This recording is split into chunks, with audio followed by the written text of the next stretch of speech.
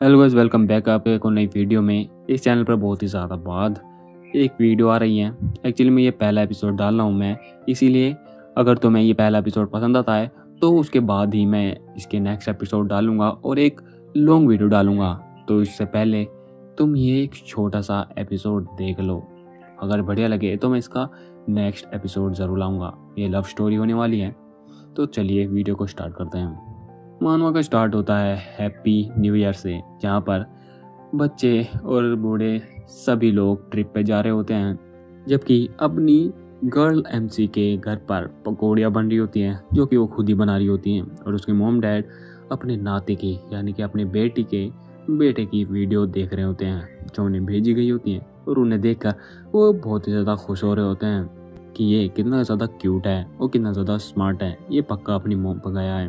वहीं अपनी girl MC पकौड़ियाँ बना रही होती हैं। अपनी बंदी का नाम है जियाहान, 32 साल की, बेरोजगार। अपनी बंदी कहती है, मॉम आप इसे कई बार दे चुकी हो, अब आप इसे बंद कर क्यों नहीं रख देती हैं। जबकि उसके डैड उसकी पकौड़ी उठाकर खा लेते हैं और उस पर अपनी बंदी बहुत ही ज़्यादा चिल्ला रही होती है कि आपको अगर इतना ज़्यादा खा रहे हैं तो खुद क्यों नहीं बना के खाते हैं। आप इतना ज़्यादा शोर मचा रहे हो और इतना ज़्यादा एंजॉय कर रहे हो, जबकि सारा काम सिर्फ मैं ही कर रही हूँ। तभी उसकी मम्मी उसे ताना मारते हुए कह रही होती है कि अगर तुम्हें इतना ज़्यादा हार्ड काम लग रहा है तो क्यों ना तुम अपने लिए एक बंदा ढूंढो और यहाँ से निकल लो। तभी वो वहाँ से निकल रही होती है क्योंकि उसके मॉम डैड वहीं पर रोमांस करना शुरू कर देते हैं, क्योंकि अब उसके बड़ी बेटी भी है जिसकी शादी हो चुके हैं, वो घर पर आ जाते हैं। और अपनी जिया की मॉम अपनी बड़ी बेटी के पोती को गले लगा रही होती हैं। और उसका जीजा जी भी आ चुका जो कि बहुत ही ज़्यादा थक चुका है क्योंकि वो बहुत ही ज़्यादा ट्रैफिक में फंस चुके थे। और उसकी बड़ी बहन भी थक चुकी होती हैं। तभी उसके जीजा कहते हैं, क्या तुम्हें बहुत ज़्यादा थकान हो रही है, चलो यहाँ पर आओ, मैं तुम्हारी मसाज कर देता हूँ।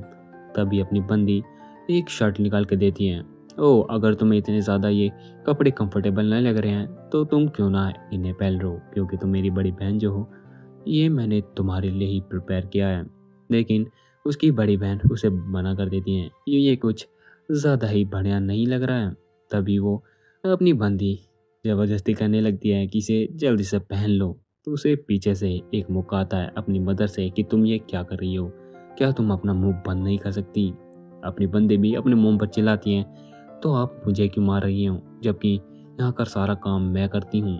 क्या आप जिमिन से यानी कि उसकी बड़ी बहन से इसलिए अच्छे से बात करती हैं क्योंकि उसकी शादी हो चुकी है और वो आपसे काफ़ी दूर रहती है। तभी उसका जीजा भी कहता है, तुम ऐसे उससे बात नहीं कर सकती, चलो यहाँ से चलते हैं। और वहाँ पर काफ़ी लड़ाई झगड़ा होता है। अब जहाँ पर अपनी बंदी स्मोकिंग रूम में बैठकर स्मोकिंग कर रही होती है और सोच रही होती है कि ये कितना ज़्यादा बुरा है। उसे याद आता है कि उसकी बड़ी बहन ने कैसे कहा था कि मेरे पास तुम्हारे लिए एक ऑफर है। हालांकि वो मिड एज में है यानी कि बूढ़ा है, लेकिन वो तुम्हारे लिए काफ़ी रहेगा। अपनी बंदी भी कहती है कि मैं उसको मार डालूंगी। तभी वहाँ पर एक बंदा आता है, क्या तुम अपना मुंह बंद नहीं रख सकती हो। अपनी बंदी सोचती है ये एक्चुअली में है कौन। उसके हाथ में कोई तो भी चीज़ होती है जो खा रहा होता है, उसको चिकन ब्रेड कहते हैं। अपनी बंदी उसे देखते हुए कह रही होती है कि ये बंदा स्मोकिंग रूम में चिकन ब्रेड आखिर खा क्यों रहा है। फिर वो पूछती है कि आखिर तुम हो कौन। बंदा कहता है कि क्या तुम मुझे नहीं जानती, मैं माइकल हूँ, वो जो हमेशा हेडफोन ऐसे पहन के रखता था। लड़की फिर से सोचने की कोशिश करती है, माइकल माइकल कौन माइकल। तभी उसे याद आता है कि अच्छा वो माइकल। तभी हमें दिखाई जाती है बिफोर और आफ्टर की। अपना बंदा भी कहता है, क्या सच में मैं इतना ज़्यादा चेंज हो चुका कि तुम मुझे पहचान तक नहीं रही। तभी अपनी बंदी बहुत ज़्यादा चिल्ला रही होती है कि तुम इतने ज़्यादा बदल चुके हो, तुम तो बहुत ज़्यादा बेकार, वियर्ड और इतने ज़्यादा बेवकूफ़ लगते थे। अपना बंदा शौक में होता है कि एक्चुअली में मेरे इतने लो रेट तो नहीं थे। और अपना बंदा बहुत ज़्यादा बकबक करने लगता है कि मैं तो फूडी हूँ, मेरे माँ बाप ये नहीं खिलाते हैं, ये खाने में अच्छा है। अच्छा यहाँ पर ऐसा कौन सा फूड है जो कैलोरीज में बहुत ही ज़्यादा अच्छा है। और इसी तरह की बात चल रही होती है। लड़की सोच रही होती है कि आखिर ये बंदा है किस तरह का। तभी हमें बता दिया जाता है कि इसका नाम है माइकल ऑल्सो ये भी 32 साल का है। ऑल्सो ये भी एक बेरोज़गार है। हालांकि ये चाइल्डहुड फ्रेंड्स हैं, इसीलिए ये सेम बिल्डिंग में रहते हैं और ये इसके घर पर है। और तभी इसे याद आता है कि हर सोसाइटी में या कहीं हर जगह एक ऐसा बंदा ज़रूर होता है जो सभी लोगों से दूर रहता है, अकेले में। एक ऐसा बंदा जिसको किसी से भी बात करना पसंद नहीं होता है। हालांकि उसके आसपास काफ़ी सारे बच्चे होते हैं, पड़ोस में भी, लेकिन फिर भी वो किसी से बात नहीं करते तब तक जब तक मैं। हालांकि वो एक दूसरे को पहचानने में काफ़ी ज़्यादा अच्छा है। अपनी बंदी होती है, इन सब को सोचने का क्या ही मतलब है। पूरी फैमिली में एक ब्लैक शीप मैं भी तो हूँ, यानी कि ये भी तो बेरोज़गार है। वो देखती है कि ये एक्चुअली में काफ़ी ज़्यादा अच्छा हो चुका है और काफ़ी ज़्यादा डिफरेंट भी।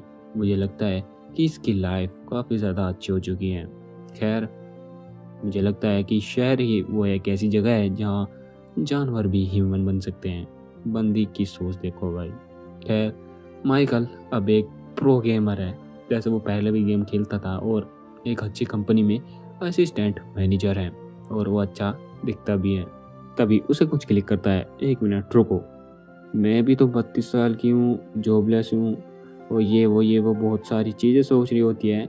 यहाँ तक कि इसका मतलब ये है कि वो ये सोच रही होती है कि ये बंदा मेरी ही उम्र का हो गया है, जॉबलेस ही हो गया, मतलब वो कंपनी में काम करता है लेकिन उसके पास पर्टिकुलर कोई काम नहीं है। वो अपनी बंदी से काफ़ी ज़्यादा ऊपर है और यही सोचकर वो बहुत ज़्यादा सैड हो जाती है। वो कहती है कि मुझे लगता है कि मुझे यहाँ पर मर जाना चाहिए। आई एम श्योर कि तुम बहुत ही ज़्यादा अच्छे हो। अपना बंदा पूछता है, तुम इतनी ज़्यादा उदास क्यों लग रही हो? अपनी बंदी कहती है, अच्छा तुम्हें ऐसा क्यों लगता है? वो सोचती है कि ऐसा लग रहा है कि ये बहुत ही ज़्यादा अच्छा कर रहा है। अपना बंदा कहता है कि मैं भी कुछ ज़्यादा अच्छा कर नहीं रहा हूँ। ऑफिस जाओ, काम करो, गेम खेलो, फिर से सो जाओ, फिर से यही करो, फिर से रिपीट करो। अपनी बंदी कहती है, अच्छा तो तुम्हें ये सब अच्छा नहीं लगता? ये तो मेरी नज़र में काफ़ी ज़्यादा अच्छा है।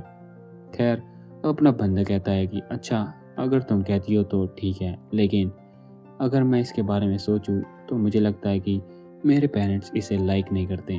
मतलब मेरे पेरेंट्स इसके बारे में ऐसा नहीं सोचते। मेरे पेरेंट्स मेरे पिछले 5 सालों के बारे में नैगिंग करते रहते हैं, बकवास करते रहते हैं कि मैं कितना ज़्यादा बढ़िया था, यंगर था, जवान था और मैं जल्द से जल्द शादी क्यों नहीं कर लेता।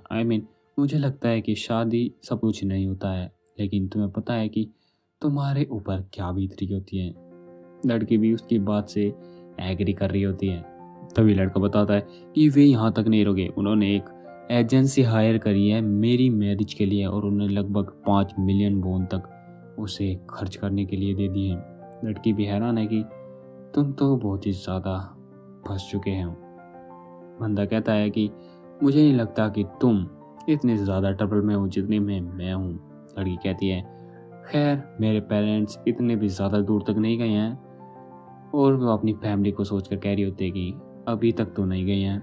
तभी अपनी बंदी माइकल को बुलाती है और उसे एक प्रपोजल देती है, क्यों ना हम दोनों शादी कर लें। बंदा शौक है, वो पूछता है कि क्या कहा? बंदी फिर से कहती है, मेरा मतलब है कि क्यों ना हम शादी कर लें। हम दोनों ही शादी के लिए कोई ना कोई ढूंढ रहे हैं और हमारी फैमिली भी एक दूसरे पर प्रेशर बनानी है। क्यों ना हम एक दूसरे से शादी कर लें। You and me. ना तो तुम किसी को डेट कर रहे हो, ना ही मैं किसी को डेट कर रही हूँ। तो तुम, मैं सिंगल और हम दोनों शादी कर लें तो दोनों की सिचुएशन विन विन वाली हो जाएंगी। क्या तुम्हें समझ में आ रहा है? उसे लगता है कि अपना बंदा कुछ समझ ही नहीं रहा है। वो बहुत ही ज़्यादा सीरियस हो रहा है। लेकिन अपनी बंदी फिर से चिल्ला रही होती है कि तुम इतने ज़्यादा सीरियस क्यों लग रहे हो? ये बस एक जोक हो सकता है, ठीक है, इसे छोड़ दो, भूल जाओ, मैं बस ऐसे ही मजाक कर रही थी। और वो हंस कर बहुत ही ज़्यादा ऑकवर्ड हो चुकी हैं। तभी वो देखती हैं कि अपना बंदा अपने पापा से पूछता है। जैसे ही वो अपने पापा से पूछता है, उसके पापा तुरंत हाँ बोल देते हैं। यहीं पर तुरंत ही चट मंगनी पट ब्याह हो जाता है। भाई हनीमून के लिए भी निकल चुका वो हवाई पहुंच चुका बीच पर, वो एंजॉय कर चुका, यहाँ तक कि वो अपने होटल रूम में सब कुछ अरेंज हो चुका। वो शावर करके बाहर आता है और सोचता है कि किसी ने सोचा था कि मैं इस जैसी प्लेस पर कभी आ भी पाऊँगा तभी, और सब कुछ हो चुका है और लड़की अभी तक बिस्तर पर बैठी हुई है। बंदा कहता है कि हे, तुम वहाँ क्या कर रही हो, जल्दी से रेडी हो जाओ। और लड़की सिर्फ कैन उठा पाती है कि मैं बस इसे फिनिश कर लूँ, और वो सोचती है आखिर यहाँ पर चल क्या रहा है। तो पार्ट 2 वहीं से शुरू होता है जहाँ पर पार्ट 1 ख़त्म हुआ था।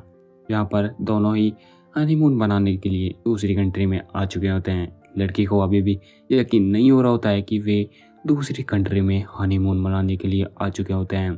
उसे लग रहा होता है कि ये एक ड्रीम है, तभी वो अपने गल को पिंच करती है और उसे यकीन आता है कि ये एक्चुअली में रियल है। वो अपने बंदे के साथ हनीमून मनाने के लिए एक कंट्री में आ चुकी है। वो अपने बंदे को देखती है कि मैंने सच में इस बंदे के साथ शादी की है, और वो अपने बंदे के एप्स देख लेती है, जिसे देखकर वो काफ़ी ज़्यादा ब्लश करने लगती है। वो अपने आप को स्लैप करती है और रियलिटी में आने के लिए फोर्स करती है। तभी अपना बंदा उसे देख रहा होता है और कहता है कि आखिर तुम कर क्या रही हो। वो लड़की बोलती है मुझे काफ़ी ज़्यादा नींद आ रही है। तो अपना बंदा उसे सोने के लिए कहता है। तभी लड़की भी पूछती है लेकिन तुम क्या कर रहे हो। अपना बंदा कह रहा होता है कि मैं बस कुछ पैक कर रहा हूँ। लड़की पूछती है क्या, तुम क्या पैक कर रहे हो।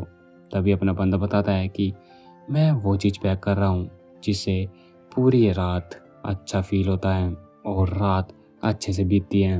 लड़की भी ओ कैजुअली में कह रही होती है ओ मुझे समझ में आ रहा है, लेकिन उसे क्लिक करता है 1 मिनट, क्या ये बंदा ये आखिर क्या कहना चाहता है जिससे रात अच्छे से बीतती है। क्या इसके दिमाग में वैसा कुछ तो नहीं चल रहा है, क्या ये वो पैक कर रहा है। और हमें ही पता है ये किस बारे में सोच रही होती है। तब की लड़की सोच रही होती है कि इसका मतलब ये नहीं है कि हम कर सकते हैं क्योंकि हमारी शादी हो चुकी है, क्योंकि मैं इसके लिए अभी तैयार नहीं हूँ। मैंने नहीं सोचा था कि हमें तुरंत ही ये सब करना पड़ेगा। आखिर ये बंदा करना क्या चाहता है। तभी अपना बंदा कुछ तो भी ढूंढ लेता है। वो लड़की चिल्लाने लगती है नहीं मैं अभी भी रेडी नहीं हूँ। लेकिन अपना बंदा उसे ईयर प्लग्स दे रहा होता है क्योंकि अपने बंदे को रात में खर्राटे लेने की आवाज़ें आती हैं। तभी अपना बंदा अपनी आंखों पर वही जो रात को सोते वक्त लगाते हैं वो लगा लेता है और सो जाता है, जिसे देख लड़की काफ़ी ज़्यादा हैरान है कि आखिर ये बंदा है क्या चीज़। और लड़की भी अपने कान में ईयर प्लग्स लगा लेती है और लेट जाती हैं कि आखिर मैं सोच कर रही थी। अगला दिन स्टार्ट हो जाता है। सभी का ये सपना होता है कि उनकी ज़िंदगी काफ़ी ज़्यादा अच्छी तरीके से बीते, लेकिन कभी कभी ये ज़िंदगी काफ़ी ज़्यादा बुरी भी हो जाती है। अब लड़की सोच रही होती है कि उसे अब करना क्या चाहिए। मैं अब कुछ पहनना चाहती हूँ, लेकिन मैं क्या पहनूँ जो अच्छा भी हो, मॉडर्न भी हो, फैशनेबल भी हो, सिंपल भी हो, और जो मेरे हनीमून ट्रिप के लिए काफ़ी ज़्यादा अच्छा भी हो। तभी पीछे से आवाज़ आती है अपने बंदे की कि मैं तो तैयार हो चुका हूँ। लड़की देखती है कि क्या तुम तैयार हो चुके हो। अपना बंदे को वो देखती है और काफ़ी ज़्यादा क्रीप्ड आउट हो जाती है क्योंकि उसने जो पहना होता है वो काफ़ी ज़्यादा उसे शूट नहीं कर रहा होता है। वो लड़की कहती है आखिर तुम ये कर क्या रहे हो, हम बीच पर जा रहे हैं तो तुम ऐसे कपड़े कैसे कर सकते हो। लेकिन अपने बंदे को उस कपड़ों में कोई भी ज़्यादा दिक्कत नहीं लग रही होती है। अपना बंदा कह रहा होता है कि ये तो काफ़ी ज़्यादा अच्छा है, ये मुझ पर काफ़ी ज़्यादा सूट करता है। लेकिन अपनी बंदी उस पर चिल्ला रही होती है कि क्या ये बैगी जीन्स, ये शर्ट टाइट शर्ट, और तुमने यहाँ पैरों में क्या पहना हुआ है, सैंडल्स, ये काफ़ी ज़्यादा घटिया फैशन है तुम्हारा। लेकिन अपने बंदे कोई भी प्रॉब्लम नहीं लग रही होती है कि ये सैंडल्स में आखिर दिक्कत क्या है। और अपना बंदा कपड़ों के बारे में काफ़ी ज़्यादा कैजुअल होता है कि क्या कपड़े एक्चुअल में मैटर भी करते हैं। लेकिन अपनी बंदी काफ़ी ज़्यादा शौक है कि ये बंदा आखिर है क्या चीज़। अब वो उसका कान पकड़ती है और एक शॉपिंग मॉल में ले आई होती है, जिसे वो अपनी बंदी ट्राई करवा रही होती है अलग अलग कपड़े। वो सोच रही होती है कि हालांकि मुझे भी कुछ कपड़ों की फैशन की समझ नहीं है, लेकिन मुझे जब लगता है वो नए कपड़े पहन के आएगा तो वो पहले से तो काफ़ी ज़्यादा अच्छे होंगे। तभी अपना बंदा कुछ तो भी बेकार सा पहन के आता है, जिससे लड़की बहुत ही ज़्यादा शौक में आ जाती है कि आखिर ये बंदा है क्या चीज़। अपना बंदा उसे काफ़ी ज़्यादा अच्छा लग रहा होता है कि क्या तुम्हें सही में नहीं लगता कि ये काफ़ी ज़्यादा अच्छा है। लड़की सोच रही होती है कि ये बंदा, इस बंदे को क्लोथ्स की कोई भी ज़्यादा समझ नहीं है। ये बंदा एकदम जानवर है, इसे कुछ भी दे दो ये पहन लेगा। तभी अपनी लड़की उसे नए कपड़े देती है पहनने के लिए, और जो कि अपनी बंदी की नज़र में ये बंदा हैंडसम लग रहा होता है। खैर, हमें भी बहुत ही ज़्यादा अच्छा लग रहा है इन कपड़ों में। हर बंदा कैजुअल कपड़ों में, ढीले ढाले कपड़ों में अच्छा ही लगता है। अपना बंदा अपने कपड़ों को चेक करता है और कहता है कि क्या ये सच में अच्छे लग रहे हैं। तभी लड़की कहती है कि ये काफ़ी ज़्यादा अच्छे लग रहे हैं, और एटलीस्ट मेरे लिए तो ये काफ़ी ज़्यादा अच्छे हैं। लड़का लड़की को देखता है कि उसे उसके कपड़े काफ़ी ज़्यादा पसंद आए हैं, तो वह और भी ज़्यादा यूनिट्स उसी सेम कपड़े के खरीदने लगता है। लड़की उसे मना कर रही होती है कि आखिर तुम कर क्या रही हो। अब बंदा कहता है कि तुम्हें नहीं कहा था कि ये कपड़े काफ़ी ज़्यादा अच्छे लग रहे हैं, तो मैं यही कपड़े और भी ज़्यादा खरीद लेता हूँ। लड़की सोच रही होती है कि ये बंदा, ये कितना ज़्यादा एनिमल टाइप है, इसे कुछ भी दे दो ये बस पहन लेगा।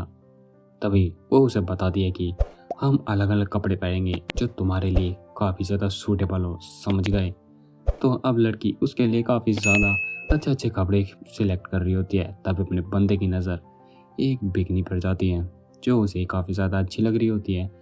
अपना बंदा लड़की के पास जाता है और कहता है कि मैं भी तुम्हारे लिए कुछ ख़रीदना चाहता हूँ। तुमने कहा ना कि हम एक बोट बनाना राइड पर जाने वाले हैं। अभी अपना बंदा कुछ तो भी पैक करवा के ले आया होता है और उसे दे देता है। इसे देखकर अपनी बंदी काफ़ी ज़्यादा शौक है कि वो उसे कुछ तो भी पहनने के लिए दे रहा है। फाइनली माइकल जिया को वो कपड़े दिला देता है, मतलब वो स्विम सूट दिला देता है। जिया सिर्फ यही सोच रही होती है कि एक्चुअली में उसने वो ख़रीद लिया जो माइकल ने उसे दिलाया है। वो सोचती है कि माइकल ने उसे बिना कुछ बताए सीधा उसके हाथ में वो बैग थमा दिया और मुझे पता भी नहीं है कि उसमें है क्या। हालांकि मैंने भी उसके लिए कपड़े खरीदे हैं, तो इसका मतलब ये नहीं है कि वो भी मेरे लिए कपड़े खरीदे और मुझे बताए भी नहीं। ऐसा लग रहा है मैं इससे हारती जा रही हूँ। लेकिन ये बंदा, आखिर ये बंदा है कैसा। दूसरी तरफ जहाँ जहाँ चेंजिंग रूम में जा रही होती है और अब फाइनली टाइम आ चुका है जब उसे वो स्विम सूट खोलना है। लेकिन वो देखती है कि उस स्विम सूट में कुछ तो भी अलग होता है और बस दुआ कर रही होती है कि ये कुछ भद्दा ना हो। लेकिन वो देखकर काफ़ी ज़्यादा शौक हो जाती है, जो हमें नहीं दिखाया जाता है अगले सीन में, जहाँ पर माइकल ने स्विम सूट पहन लिया होता है और हमें दिखाया जाता है जिया को जो फुल कवर बॉडी शूट में होती है, जो कि माइकल उस स्विम सूट के काफ़ी ज़्यादा फ़ायदे बताने लगता है और उससे पूछता है क्या ये बढ़िया नहीं है। लेकिन जिया को ये काफ़ी ज़्यादा बेकार लग रहा होता है कि क्या ये सच में मुझसे मजाक कर रहा है। माइकल देखो, हम हनीमून पर आए हैं और तुम्हें सही में लगता है कि हमें ऐसे कपड़े पहनने चाहिए। ज़रा इधर देखो, ज़रा बाकी लोगों को देखो, उन्होंने कैसे कपड़े पहने हैं। क्या तुम्हें समझ में नहीं आ रहा कि हमें भी नॉर्मल लोगों की तरह कपड़े पहनने चाहिए थे।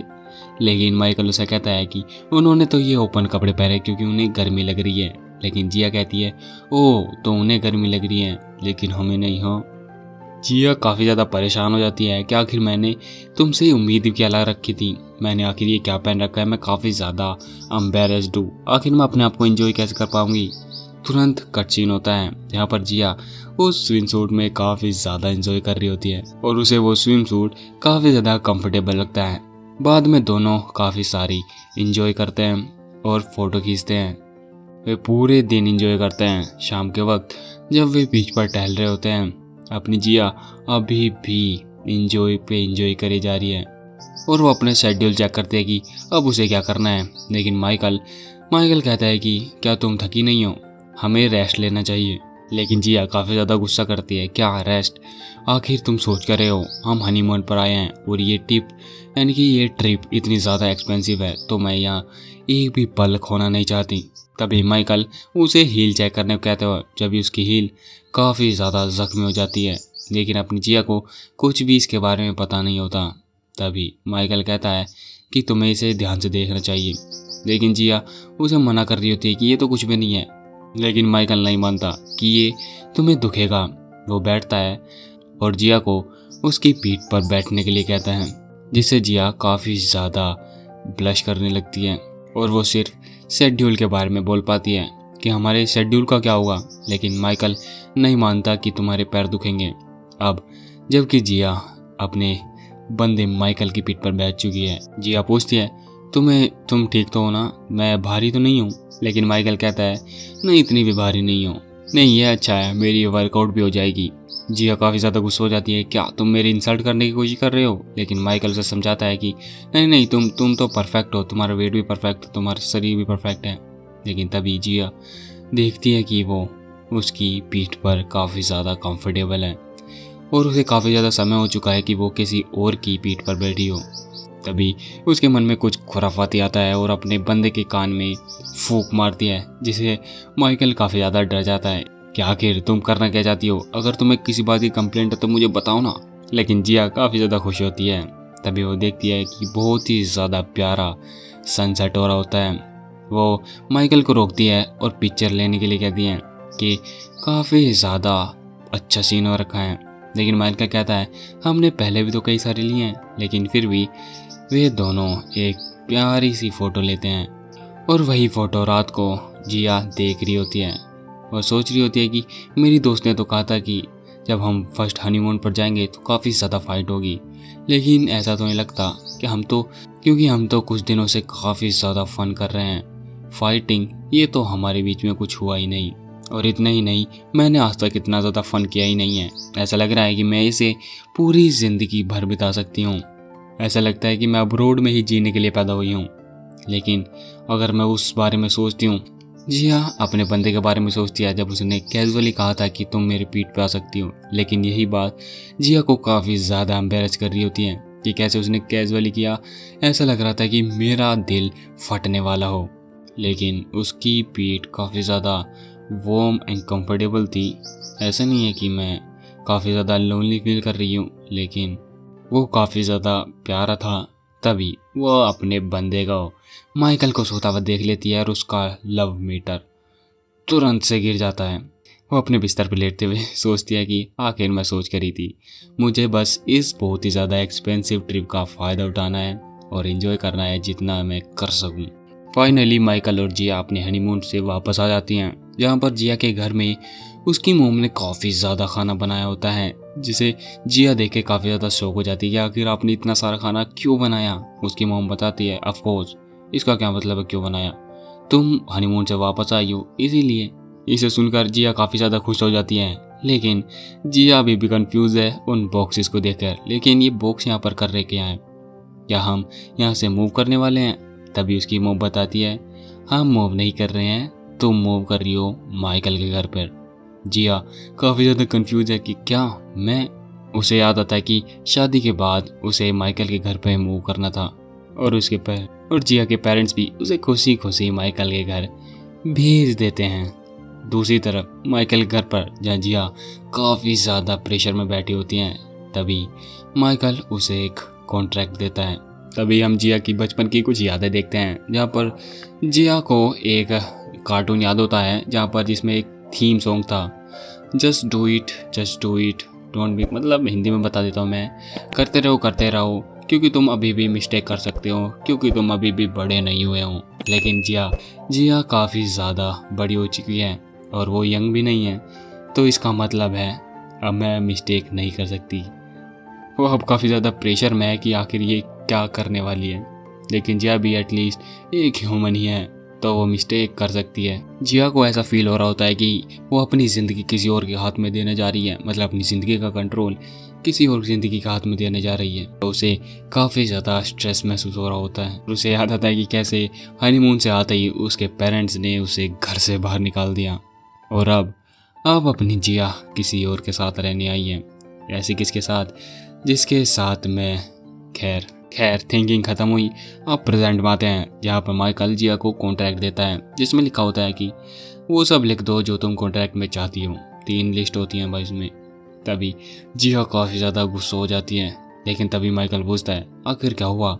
लेकिन नहीं, कुछ नहीं। जिया को अभी भी समझ में नहीं आ रहा होता है कि आखिर ये कहना क्या चाहता है, आखिर मैं इसमें लिखूँ क्या।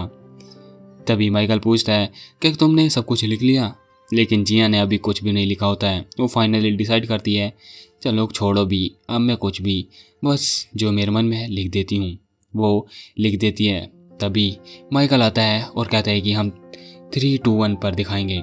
वो कहता है 1 2 3 और दोनों अपने कॉन्ट्रैक्ट्स आमने सामने करते हैं। यहाँ पर माइकल के कॉन्ट्रैक्ट्स में लिखा होता है कि स्मोकिंग छोड़ना है, माउस को बिल्कुल भी परेशान नहीं करना है, अगर तुम्हारे दिमाग में कुछ परेशानी हो तो तुम मुझे बताओगी।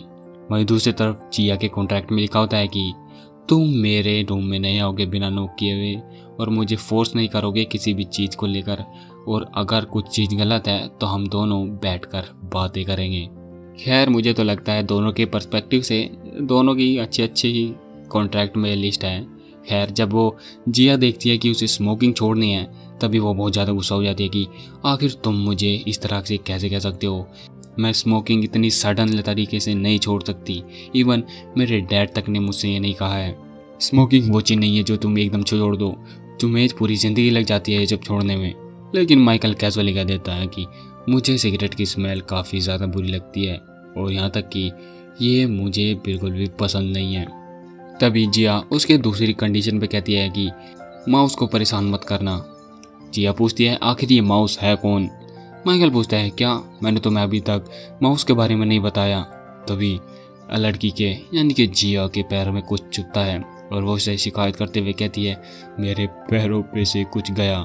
शायद से जिया बहुत ज़्यादा डर चुकी है, लेकिन अगले ही पल में दिखाया जाता है वो एक बिल्ली होती है जो कि माइकल की पेट होती है। माइकल उसे माउस बुला रहा होता है, इसका मतलब ये बिल्ली का नाम ही है माउस। माइकल उससे काफ़ी ज़्यादा प्यार कर रहा होता है कि ओ देखो इसके बारे में बात की और ये यहाँ पर आ गई। तभी जिया पूछती है क्या तुमने एक कैट का नाम माउस रखा है। माइकल काफ़ी ज़्यादा कैजुअल टोन में बोलता है क्या हम इसका नाम नहीं रख सकते। तभी वो अपनी बिल्ली को मतलब माउस को जिया के सामने लाता है और बोलता है जिया को हाई करो, जिया को हाई करो। तभी वो बिल्ली का आवाज़ निकालते हुए कहता है hello Jiya, my name is mouse, how are you. Jiya काफ़ी ज़्यादा कंफ्यूज है और वो बताती है कि तुमने मुझे इसके बारे में तो पहले कभी बताया ही नहीं था। माइकल बताता है कि मैंने इसलिए नहीं बताया था कि मुझे भी उम्मीद नहीं थी कि मैं किसी और के साथ रहने वाला हूँ, क्या तुम्हें बिल्ली पसंद नहीं है। और वो माइकल अपनी बिल्ली को उसके सामने करता है और कहता है कि क्या तुम मुझे पसंद नहीं करती।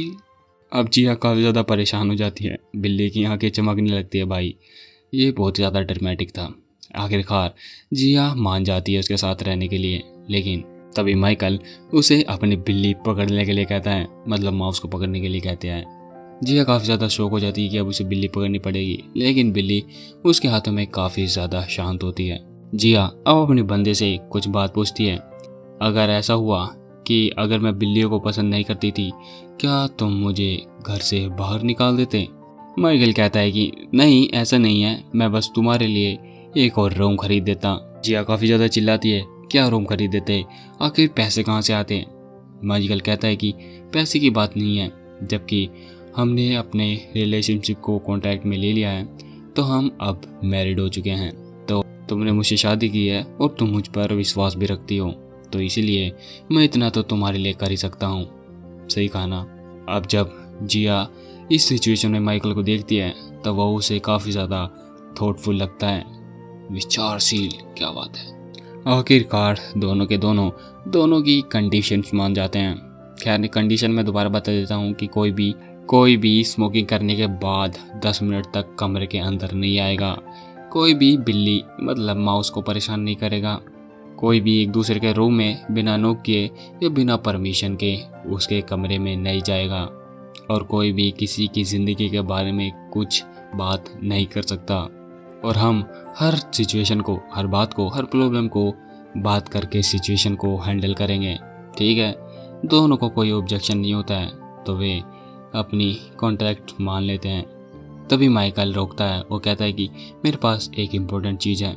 जिया उसके बारे में पूछती है, वो कहता है कि अगर हमने जब किया कॉन्ट्रैक्ट मैरिज हमने बना लिया है तो हम इसे बीच में किसी के भी द्वारा, मतलब अगर ये कॉन्ट्रैक्ट कोई तोड़ना चाहता है तो कोई भी एक तोड़ सकता है, तो दूसरे वाला कंप्लेन नहीं कर सकता, बस इतना ही है। जिससे जिया को भी कोई परेशानी नहीं होती है, वो तो ऑलरेडी खुशी हो जाती है। फाइनली वे अपनी सील कॉन्ट्रैक्ट पर लगा देते हैं। अब माइकल उसे कहता है कि तो जबकि हम शादीशुदा हो चुके हैं तो मैं तुम्हें अपनी ज़िंदगी मानने के लिए वेलकम करता हूँ, और जिया भी उसके साथ ज़िंदगी भर रहने के लिए हाथ मिला लेती है। फाइनली दोनों की मैरिड लाइफ शुरू होती है रात के वक्त, जब अपनी जिया कुछ ऑर्डर कर रही होती है घर का सामान, क्योंकि उसने अभी अनपैक किया होता है तो वो कुछ नया सामान मंगा रही होती है अपने रूम और घर के लिए, चेयर, बेड, एवरीथिंग। वो अपने बंदे के बारे में सोचती है, जबकि मैंने फुल्ली अनपैक कर लिया अपने आप को, बस फर्नीचर आना बाकी है, अभी के लिए तो सो जाते हैं। हालांकि मोम ने अच्छा किया कि मेरे लिए ये गद्दा और ब्लैंकेट पैक कर दिया था, एटलीस्ट मैं यहाँ पर कुछ अच्छे तरीके से सो तो सकती हूँ। अब अपनी जिया को रियलाइज़ होता कि वो अब दूसरे के घर में है। उसे विश्वास नहीं हो रहा था कि वो मैरिज कर चुकी है और अब वो इस घर में रहने वाली है।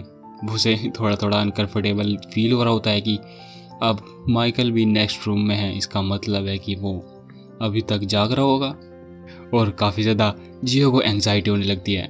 मैं भी ये फील कर सकता हूँ, लाइक लड़कियों को जो पूरी ज़िंदगी अपने जब तक शादी नहीं होती वो अपने घर में रहती है और सडनली दूसरे के घर में जाकर वो कैसे रह सकती है, वो कैसे सेफ फील कर पाए, क्योंकि एटलीस्ट वे हैं तो दूसरे ही, क्योंकि उनके साथ अभी भी वो फुल्ली कंफर्टेबल नहीं है। यही सोच सोच के जिया भी काफ़ी ज़्यादा नर्वस हो रही होती है। वो सोच रही होती है कि आखिर मैं इतनी ज़्यादा एंग्जाइटी में सो कैसे पाऊँगी, लेकिन बाद में लड़की घोड़े बेच के सो जाती है। सुबह के वक्त जहाँ पर अपना माइकल ब्रेकफास्ट रेडी कर रहा होता है, जिया उठ कर आती है कि आखिर ये सुबह सुबह बकवास किसने शुरू कर दी। नॉइस की बात कर रही होती है जिया। तभी माइकल उसे पूछता है, ओह तो तुम जाग गई, मैं बस ब्रेकफास्ट तैयार कर रहा था। जिया को यकीन नहीं हो रहा था कि वो ब्रेकफास्ट तैयार कर रहा है, लेकिन जिया काफ़ी ज़्यादा एक्साइटिंग होती है कि आखिर वो बनाने क्या वाला है। अब जिया माइकल को ब्रेकफास्ट बनाते हुए देख रही होती है। वो सोच रही होती है कि ये बंदा कितना ज़्यादा अच्छा है, एक्चुअली में ये मेरे लिए और सबसे पहले उठकर ब्रेकफास्ट बना रहा है। क्या ये हर रोज़ बनाता होगा काम से जाने से पहले? जिया काफ़ी ज़्यादा इम्प्रेस लगती है। अब वो माइकल की कुकिंग स्किल देख रही होती है, जहाँ पर कुछ नहीं, मिक्सी में डालो 60 ग्राम चने और उसे मिक्स कर दो। हमें दिखाया जाता है माइकल की रेसिपी की रेटिंग, जो कि होती है 0.5 स्टार। जिया कंफ्यूज होती है उसे देखकर कि क्या ये सच में ब्रेकफास्ट है। अब जबकि माइकल उसे बताता है कि तुम्हें बस इसे पीना है, जिया उसे पी लेती है, लेकिन उसका टेस्ट काफ़ी ज़्यादा बेकार होता है। जिया काफ़ी ज़्यादा नाखुश है कि आखिर ये है क्या चीज़, क्या बस तुम्हारे घर में यही है? लेकिन माइकल कहता है नहीं नहीं और भी है ना। उसे वो प्रोटीन बार देता है। तभी जिया उसे फेंक के मारती है, क्या तुम पागल हो चुके हैं? आखिर इतना घटिया खाना ब्रेकफास्ट में कोई कैसा खा सकता है? क्या तुम्हारे घर में स्वाद वाला कुछ खाना नहीं है क्या? क्या तुम्हें सही में लगता है कि हमें अच्छा खाना नहीं खाना चाहिए? लेकिन माइकल अपना बंदा फिटनेस फ्रीक है, तो उसे लगता है कि यही एक रियल फूड है। जिया अपने माइकल पे काफ़ी ज़्यादा चिल्लाती है, अगर तुम काम पर जाने से पहले सब खाओगे तो इसका मतलब ये नहीं है कि सभी लोग ये सब खाना खाएं। मैं तुम पे अभी भी विश्वास नहीं कर पा रही हूँ। तभी माइकल अपना लंच बॉक्स दिखाता है, जिसमें सिर्फ और सिर्फ प्रोटीन वाले या कहीं कार्बोहाइड्रेट वाले, भाई जिम वाला फूड होता है बेसिकली। और उसे याद आता है कि जब वो पहले बार मिली थी तब भी वो प्रोटीन यानी कि प्रोटीन के लिए वो जो चिकन राइस खा रहा होता है, जैसे कि हमने पहले बात की थी उसके बारे में। लेकिन अभी भी जिया को यकीन नहीं हो रहा है कि आखिरकार ये है तो इंसान ही, तो इसकी फ्रिज में कुछ तो होगा। लेकिन फ्रिज भी पूरा प्रोटीन से भरा होता है। यह देखकर जिया काफ़ी ज़्यादा शौक हो जाती है। अब वो पछता रही होती है कि वो अपनी मोम का खाने का कितना ज़्यादा मजाक उड़ाया करती है, और वो अपनी मोम से माफ़ी मांगती है। लेकिन अपना बंदा कहता है कि इसमें सच में फ्रिज में ऐसा कुछ नहीं है जो तुम्हारे लायक हो। लेकिन जिया मना करती है, तुम्हारा पूरा फ्रिज हेल्दी फूड से भरा हुआ है, आखिर कोई इस तरह का खाना कैसे खा सकता है? लेकिन तभी माइकल जिया को एक आइडिया देता है, क्यों ना तुम बाहर जाकर खाना खाओ। जिया पूछती है, क्या सच में मैं बाहर जाकर खाना खा सकती हूँ? क्या मैं ऐसा कर सकती हूँ? माइकल पूछता है, इसका क्या मतलब है तुम कर सकती हो? ऑफ कोर्स तुम कर सकती हो, तुमने मेरे साथ शादी किया, इसका मतलब ये नहीं है कि तुम्हें ये सब खाने की ज़रूरत है। अगर तुम्हें कुछ चाहिए तो तुम जाके ले सकती हो।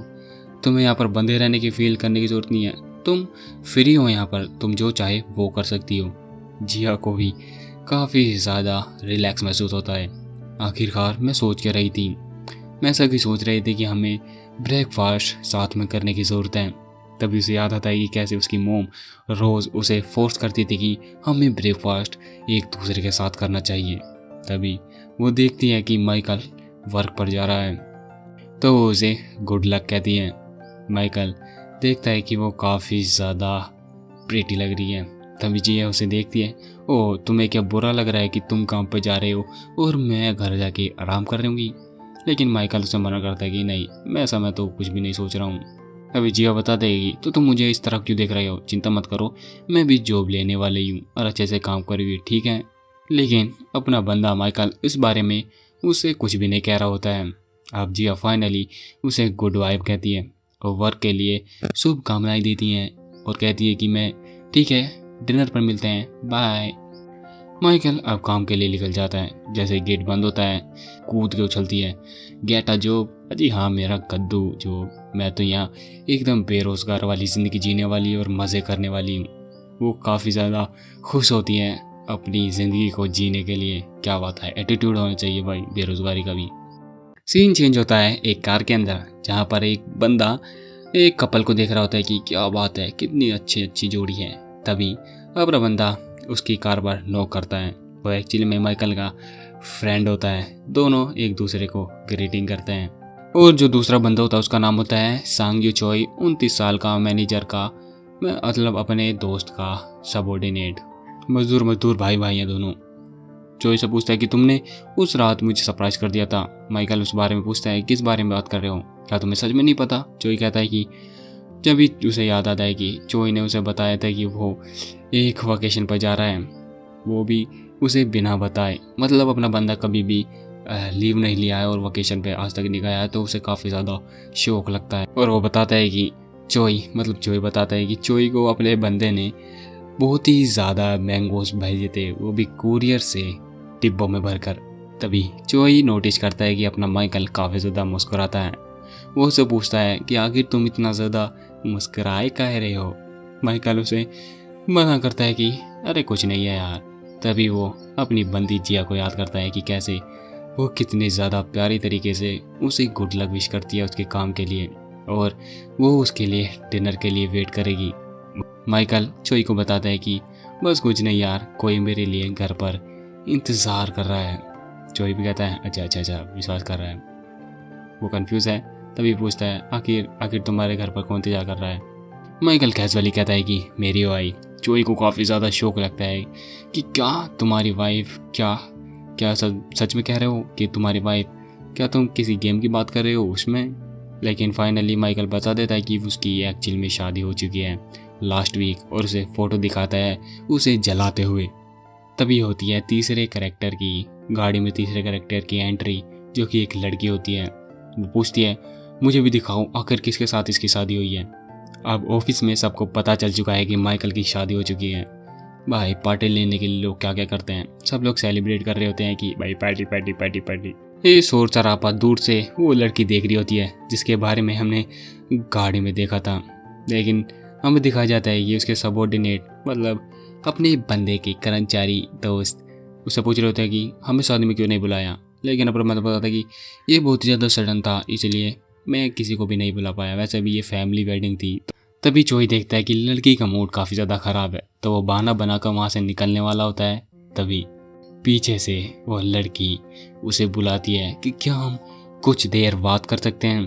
अब साइड रूम में जहाँ पर वो लड़की चोई का गला घोट रही होती है कि आखिर तुमने मुझे बताया क्यों नहीं। लेकिन चोई को भी कहाँ पता था कि अपना बंदा शादी करने वाला है। लड़की काफ़ी ज़्यादा रो रही है, इसका मतलब समझ रहे हो ना कि वो उसे लाइक करती थी। हमें लड़के के बारे में बताया जाता है जिसका नाम है सियोन सो, 33 साल की, मतलब अपने बंदे से एक साल उम्र बड़ी है। ये अपने बंदे की मैनेजर है, सीनियर है तो बेसिकली, और इसका क्रश था अपने बंदे पर। अब वो काफ़ी ज़्यादा चिल्ला रही होती है कि ये कब हुआ, ये मुझे तुमने बताया क्यों नहीं। चोई को भी कहाँ पता था कि माइकल शादी कर लेगा। वो बताता है कि मैंने आज तक उसे हॉलीडे देता हुआ नहीं देखा, मतलब छुट्टी लेते हुए नहीं देखा, तो मैं उसकी शादी के बारे में कैसे सोच सकता हूँ। इवन माइकल कभी भी वुमेंस में इंटरेस्टेड रहा ही नहीं है। चोई माइकल की और भी ज़्यादा डिटेल्स बताता है कि उसने अपनी मसल्स बनाई, अपनी जिम की, लेकिन उसका आज तक लड़कियों पे ध्यान नहीं गया है, वो बस मुझे देखता था और किसी नहीं। अभी भी सो को यकीन नहीं हो रहा होता है, सीनियर सो। अब हमें मैनेजर सो की बैक लाइफ दिखाई जाती है। मैनेजर सो के बारे में बताया जाता है कि वो काफ़ी ज़्यादा अच्छी है, इंजीनियरिंग गोडेस कही जाती है, चाइल्ड जीनियस है और मोस्ट ब्यूटीफुल लड़की है अपने माता पिता की नज़रों में। और जो मैनेजर सो की पसंद है वो है मॉडरेटी, एक ओके गाय। ओके गाय मतलब जो काइंड डिसेंट हो, हैंडसम हो, स्वीट हो, मतलब काफ़ी काफ़ी काफ़ी कुछ बताती है लड़की। इसका मतलब है लड़की को कोई बहुत ही ज़्यादा प्यारा अच्छा दिल का बंदा चाहिए, बस इतना ही। लेकिन सीनियर सो की ज़िंदगी 32 साल हो चुकी है और अभी तक टोटली सिंगल है, मेरी और तुम्हारी तरह, समझ गए ना। जबकि अपनी सीनियर सो इतनी ज़्यादा उम्र की हो चुकी है और वो सिंगल है, तो लोग उसके बारे में ये बात करते हैं कि उसके 2 बच्चे भी हैं और वो डिवोर्सी है, जिसके सुनकर मिस सीनियर सो काफ़ी ज़्यादा डिप्रेस हो जाती है। तभी हमें एक रात की मतलब ओवर टाइम का सीन दिखा जाता है, जहाँ पर लड़की काफ़ी ज़्यादा सोच रही होती है कि आखिर मुझे एक डिसेंट गाय मिलेगा कहाँ। अपनी मिस सीनियर ने काफ़ी ज़्यादा बंदे देखे हैं, लेकिन उनके साथ काफ़ी ज़्यादा अच्छी कन्वर्जेशन गई नहीं है। तभी अपना बंदा आता है और उसे एक कैन ऑफर करता है कि मैंने काम कर दिया है, क्या तुम चेक कर लोगी। और वो देखती है कि मुझे एक माइकल जैसा बंदा चाहिए। और मिस सीनियर सो सपने देखने लगती है कि हम काफ़ी ज़्यादा अच्छी शादी करेंगे, 2 बच्चे करेंगे और सपना टूट जाता है। प्रेजेंट में जहाँ पर मिस सीनियर सो काफ़ी ज़्यादा उदास होती हैं, लेकिन कह रही होती है कि मैं ये नहीं कह रही हूँ कि वो लास्ट बनता था इस दुनिया में। तभी चोई भी उसकी बात का समर्थन करते हुए कहता है, ओ आप सही हैं, आप सही जा रही हैं। लेकिन वो देखता है कि सीनियर काफ़ी ज़्यादा रो रही होती हैं। अब बैक टू होम मतलब अपना बंदा घर के लिए निकल रहा होता है ऑफिस से, लेकिन उसे पता नहीं होता है कि सीनियर और चोई उसका पीछा कर रहे होते हैं। जल्दी चोई से पूछता है कि सीनियर हमें सच में ये सब करने की ज़रूरत है क्या। लेकिन सीनियर पूछती हैं, हाँ हमें ये जानने की ज़रूरत है कि उसने शादी किससे की है। तभी चोई से पूछता है, अच्छा बैट लगाती हो कि चोई ने सच में शादी की है या फिर कल दुनिया ख़त्म होने वाली है। तभी लड़की बताती है, ऑफकोर्स दुनिया ख़त्म होने वाली है। मतलब इन दोनों को यकीन ही नहीं हो रहा है कि माइकल ने एक्चुअली में शादी कर लिया है। भाई तभी चोई को नजर आ जाती है वो लड़की जिससे अपने बंदे ने शादी की होती है। तभी सीनियर सो भी कहती है कि कहाँ मुझे दिखाओ ज़रा। वो सोचती है कि आखिर किस तरह की लड़की ने उससे शादी की होगी। तभी उसके नज़रों में आती है अपनी बंदी जो काफ़ी ज़्यादा बेड एस लग रही होती है। माइकल अपनी जिया को हाई करता है कि मैं घर वापस आ चुका हूँ, लेकिन उसे काफ़ी ज़्यादा कन्फ्यूज़न लग रही होती है कि आखिर जिया के साथ क्या गलत है। लेकिन जिया चिल्लाती है, तुम पूछ रहे हो कि क्या गलत है। तभी वे दोनों जो पीछा कर रहे होते हैं अपनी सबऑर्डिनेट्स, मिस्सू काफ़ी ज़्यादा रो रही होती है कि आखिर ये किस तरह की लड़की है, उसने इस तरह की लड़की से शादी क्यों की। लेकिन चोई सिर्फ ये कह रहा होता है कि अरे रुको तो सही, मुझे सुनने तो दो कि वे बात क्या कर रहे हैं। तभी वे दोबारा झाँकने लगते हैं। जिया काफ़ी ज़्यादा कंप्लेंट कर रही होती है कि आखिर तुम घर इतनी ज़्यादा लेट क्यों आए। तभी अपना माइकल टाइम देखता है और देखता है कि सिर्फ 8 और 20 हुए, मतलब अपना बंदा 20 मिनट लेट है। वो बताता है कि एक्चुअली मैं लेट नहीं हुआ हूँ। जिया भी कहती हैं, हाँ तुम लेट नहीं हो, लेकिन तुम मुझे एटलीस्ट कॉल तो कर सकते थे कि मैं लेट होने वाला हूँ। मैं तुम्हारा कब से वेट कर रही थी कि हम साथ में डिनर करेंगे। लेकिन माइकल को अभी भी यकीन नहीं हो रहा था, क्या हम साथ में डिनर करेंगे, तुम मेरा इंतज़ार कर रही थी। लेकिन मुझे लगा कि जबकि हम ब्रेकफास्ट अलग अलग करते हैं, तो मुझे ऐसे लगा कि हम डिनर भी अलग अलग करेंगे। लेकिन लड़की उस पर काफ़ी ज़्यादा गुस्सा कर रही होती है कि एक जैसी चीज़ कैसे हुई। ये कॉमन सेंस नहीं है क्या कि तुम मुझे कॉल करो अगर तुम घर लेट आने वाले हो। और पीछे से वे दोनों भी काफ़ी ज़्यादा ये कर रहे होते हैं, देखो देखो कितना ज़्यादा गुस्सा कर रही है, क्या वे सच में शादीशुदा भी हैं। लेकिन अपना बंदा माइकल उससे पूछता है कि क्या सच में मैं तुम्हें कॉल कर सकता हूँ। मतलब वो उसकी परमिशन मांग रहा होता है, जिसे जिया काफ़ी ज़्यादा कन्फ्यूजन में देखती है कि आखिर ये किस बारे में बात कर रहा है। तभी माइकल उसे बताता है कि मुझे लगा तुम्हें पसंद नहीं होगा अगर मैं तुम्हें कॉल करूं, इसीलिए मैं अवॉइड कर रहा था कि तुम्हें जितना कम कॉल कर सकूं उतना कम करूं। लेकिन जिया कहती है कि आखिर मैंने तुम्हें कब मना किया। तभी वो बताता है कि जहाँ तक मुझे याद है तुमने मुझे मना किया था 5th ग्रेड में। जिया को यकीन नहीं होता क्या 5th ग्रेड में, जब हम एलिमेंट्री स्कूल में थे। मैंने कब किया, मुझे तो कभी भी याद नहीं था। और क्या जब जब हमारे पास सेल फोन हुआ करता था और हम घर घर बात करते थे। माइकल हाँ में जवाब देता है कि हाँ मुझे याद है कि जब मैंने तुम्हें कॉल किया था कि हम बाहर खेलने चले, लेकिन तुमने मुझे फ़ोन रखकर काफ़ी ज़्यादा अवॉइड किया था। लड़की काफ़ी ज़्यादा नर्वस होती है और वो भूलने का नाटक करती है, लेकिन मुझे तो कुछ याद नहीं है। माइकल बताते कि हाँ तुम्हें क्यों ही होगा याद। तभी जिया काफ़ी ज़्यादा चिल्लाती है। एनीवे ये पॉइंट नहीं है, जो मैं कह रही हूँ वो ये है कि तभी उसे दीवार के पीछे हुए दोनों बंदे दिख जाते कि कोई उनका पीछा कर रहा है। माइकल पूछता है आखिर क्या है, लेकिन जिया बताती है मुझे ऐसा लगा कि हमारा कोई पीछा कर रहा है। तभी जोही और मित्सु काफ़ी ज़्यादा घबरा जाते हैं और दीवार के पीछे छुप जाते हैं। एनीवे माइकल उससे पूछता है कि तो ठीक है, क्या मैं आपसे तुम्हें कॉल कर सकता हूँ। जिया काफ़ी ज़्यादा चिल्ला के कहती है ऑफ कोर्स तुम कर सकते हो, ये क्या बात हुई। लेकिन जिया के अंदर ही अंदर लग रहा होता है कि वो किसी ट्रैप में फंसने वाली है। मतलब अभी भी एंग्जाइटी में है लड़की कि वो किसी और को अपना नंबर दे रही है और वो उसको अलाउ कर रही है कि वो कभी भी उसे कॉल कर सकता है। जिया मतलब काफ़ी ज़्यादा डिफेंसिव तो है भाई, हमेशा गार्ड अप रहता है लड़की का। तभी हमें चोई को दिखाया जाता है जब वो सोच रहा होता है कि हम पकड़े नहीं वाले थे। तभी वो सोचता है मोर देन दैट, अगर मैं उसकी बीवी के बारे में सोचूं तो ऐसा क्यों लग रहा है कि मैंने उसे कहीं पहले देखा है। अब घर पर जहाँ पर अपनी जिया टूथब्रश कर रही होती है और सोच रही होती है कि हमने डिनर में वही सब किया जो माइकल को पसंद है। इतना घटिया डिनर, ऐसा लगता है कि मैं जू में रह रही हूँ ना कि किसी इंसान के घर में। तभी वो याद करती है कि उसने कैसे बताया था कि 5th ग्रेड में मैंने उसे इग्नोर किया था। आखिर मुझे ऐसा याद कैसे होगा कि मैं इतनी पुरानी बात याद कर सकूं। उसे 20 साल बीत चुके हैं और वो मुझे अभी भी कह रहा है कि इतनी पुरानी बात याद रख सकूं। तभी वो बिस्तर पर होती है और सोच रही होती है कि अगर मैं याद करने की कोशिश करूं जब हम एक साथ हैंग आउट करते थे और हमें कुछ यादें दिखा जाती हैं जहाँ वे काफ़ी ज़्यादा क्लोज थे। जब वे बचपन में एक साथ रहते थे, वे एक साथ नहाते धोते, अरे आते तो ज़्यादा क्लोज हो गया। खैर वे काफ़ी ज़्यादा क्लोज थे। खैर वो हो भी कैसा ना, इन दोनों के पेरेंट्स एक साथ काम करते थे, इन दोनों की एज सेम थी, एक ही सोसाइटी में रहते थे, एक ही स्कूल में जाते थे और इनके माता पिता भी एक ही जगह काम कर रहे थे। तब उसे याद आता है कि वो काफ़ी ज़्यादा क्लोज थी जब वे बचपन में थे। और उसे याद आता है कि माइकल ही एक ऐसा बंदा था जिसके बाद वो काफ़ी ज़्यादा हैंग आउट करती थी। एक दिन माइकल ने उसे कॉल किया था कि उसके पास एक नया गेम आया है तो उसे खेलने के लिए बुलाता है, लेकिन लड़की उसे काफ़ी ज़्यादा इग्नोर कर देती है और फ़ोन रख देती है।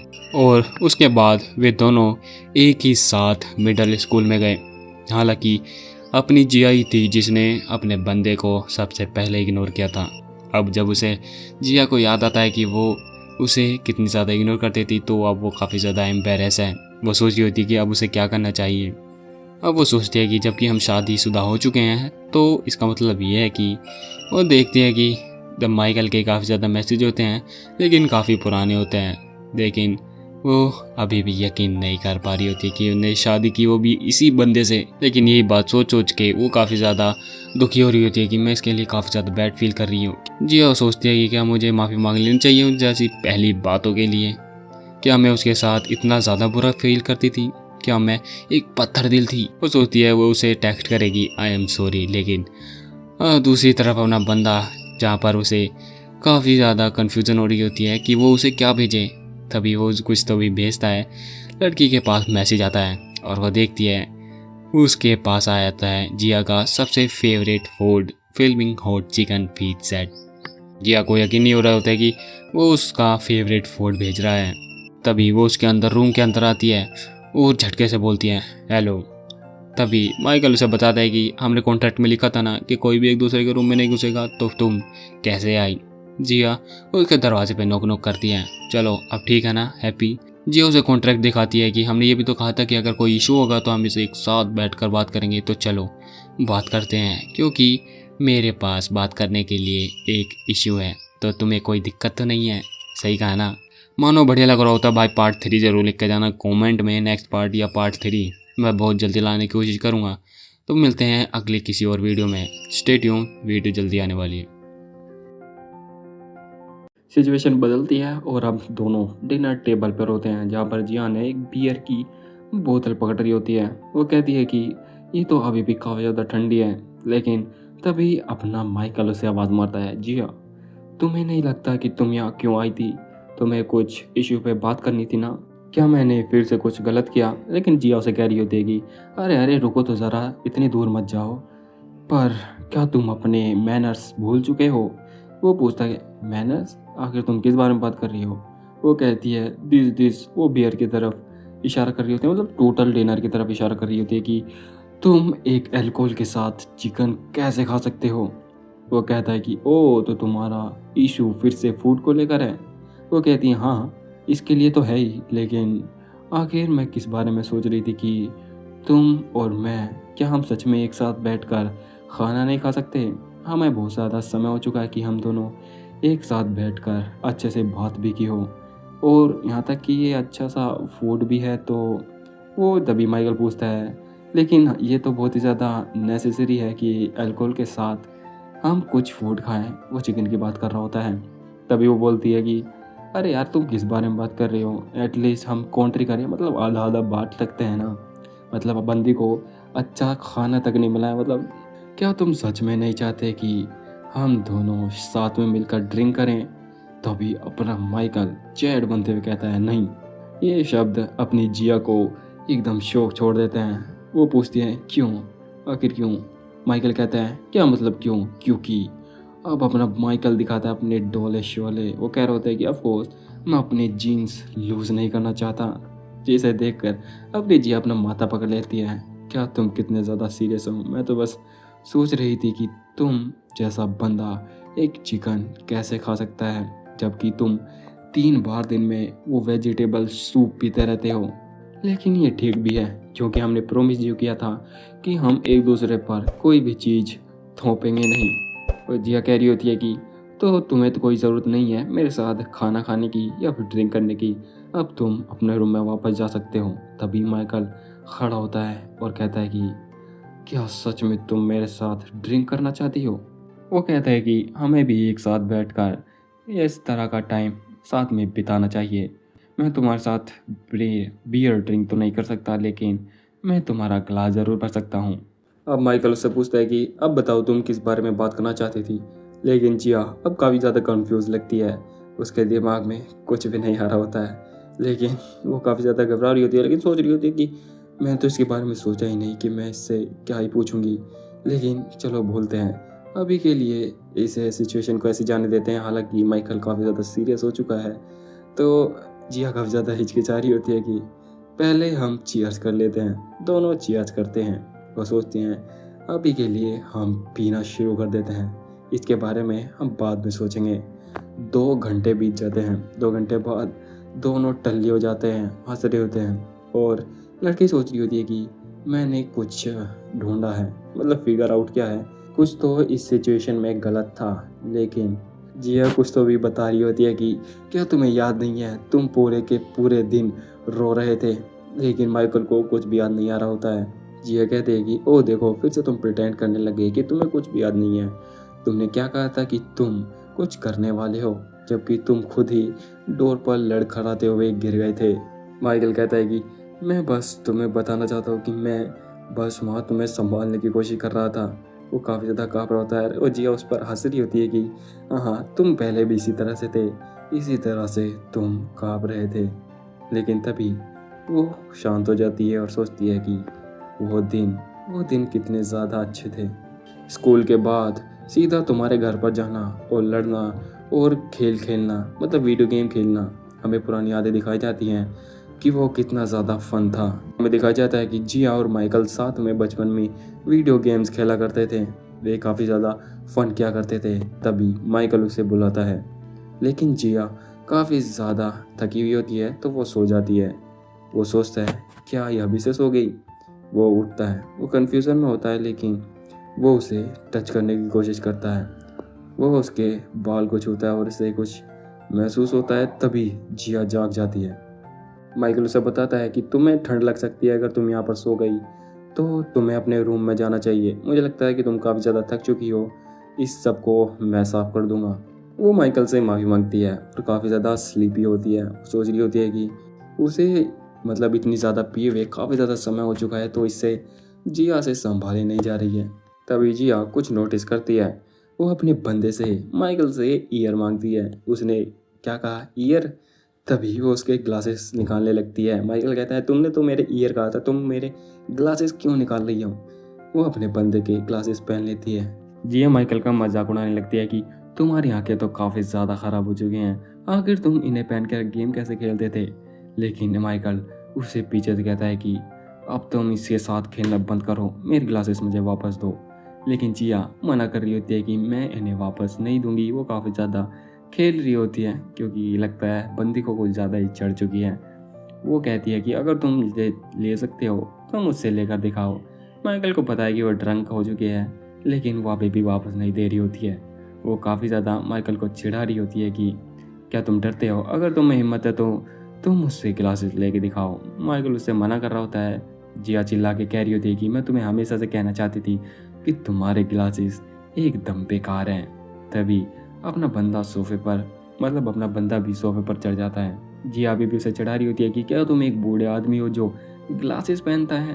तभी अपना माइकल उसे दीवार से सटा देता है अपना हाथ मारकर।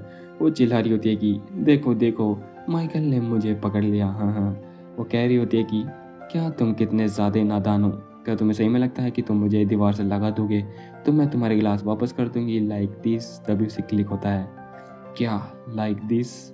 अपना एमसी उसके काफ़ी ज़्यादा करीब होता है। उसे ये सिचुएशन काफ़ी ज़्यादा हिट कर रही होती है। एमसी उसे कहता है मेरे गिलास वापस करो। जैसे ही जिया इस सिचुएशन को रियलाइज़ करती है, वो माइकल का गिलास वापस कर देती है और वहाँ से शर्माते हुए भाग जाती है। वो तुरंत अपने रूम का गेट बंद करती है और सोच रही होती है। उसकी दिल की धड़कनें काफ़ी ज़्यादा तेज होती हैं। वो सोचती है आखिर वो सब क्या था। वो माइकल को याद कर रही होती है। वो सोच रही होती है कि सीरियसली आखिर वो था क्या। सुबह नेक्स्ट मॉर्निंग होती है जहाँ पर अपना बंदा ऑफिस के लिए तैयार हो रहा होता है। तभी उसके पीछे से जिया आती है जिसके मन में चल रहा होता है कि क्या ये पहले वाला माइकल है? मैं इसे अब उसकी आंखों में मैं देख भी नहीं पा रही हूँ। तभी अपना बंदा उसे देखता है और कहता है कि आखिर तुम मुझे इस तरह देख क्यों रही हो? वो कहती है नहीं नहीं, मैं कहाँ देख रही हूँ। लेकिन वो सोचती है जी हाँ, नहीं, कुछ भी नहीं था, वो कुछ भी नहीं था।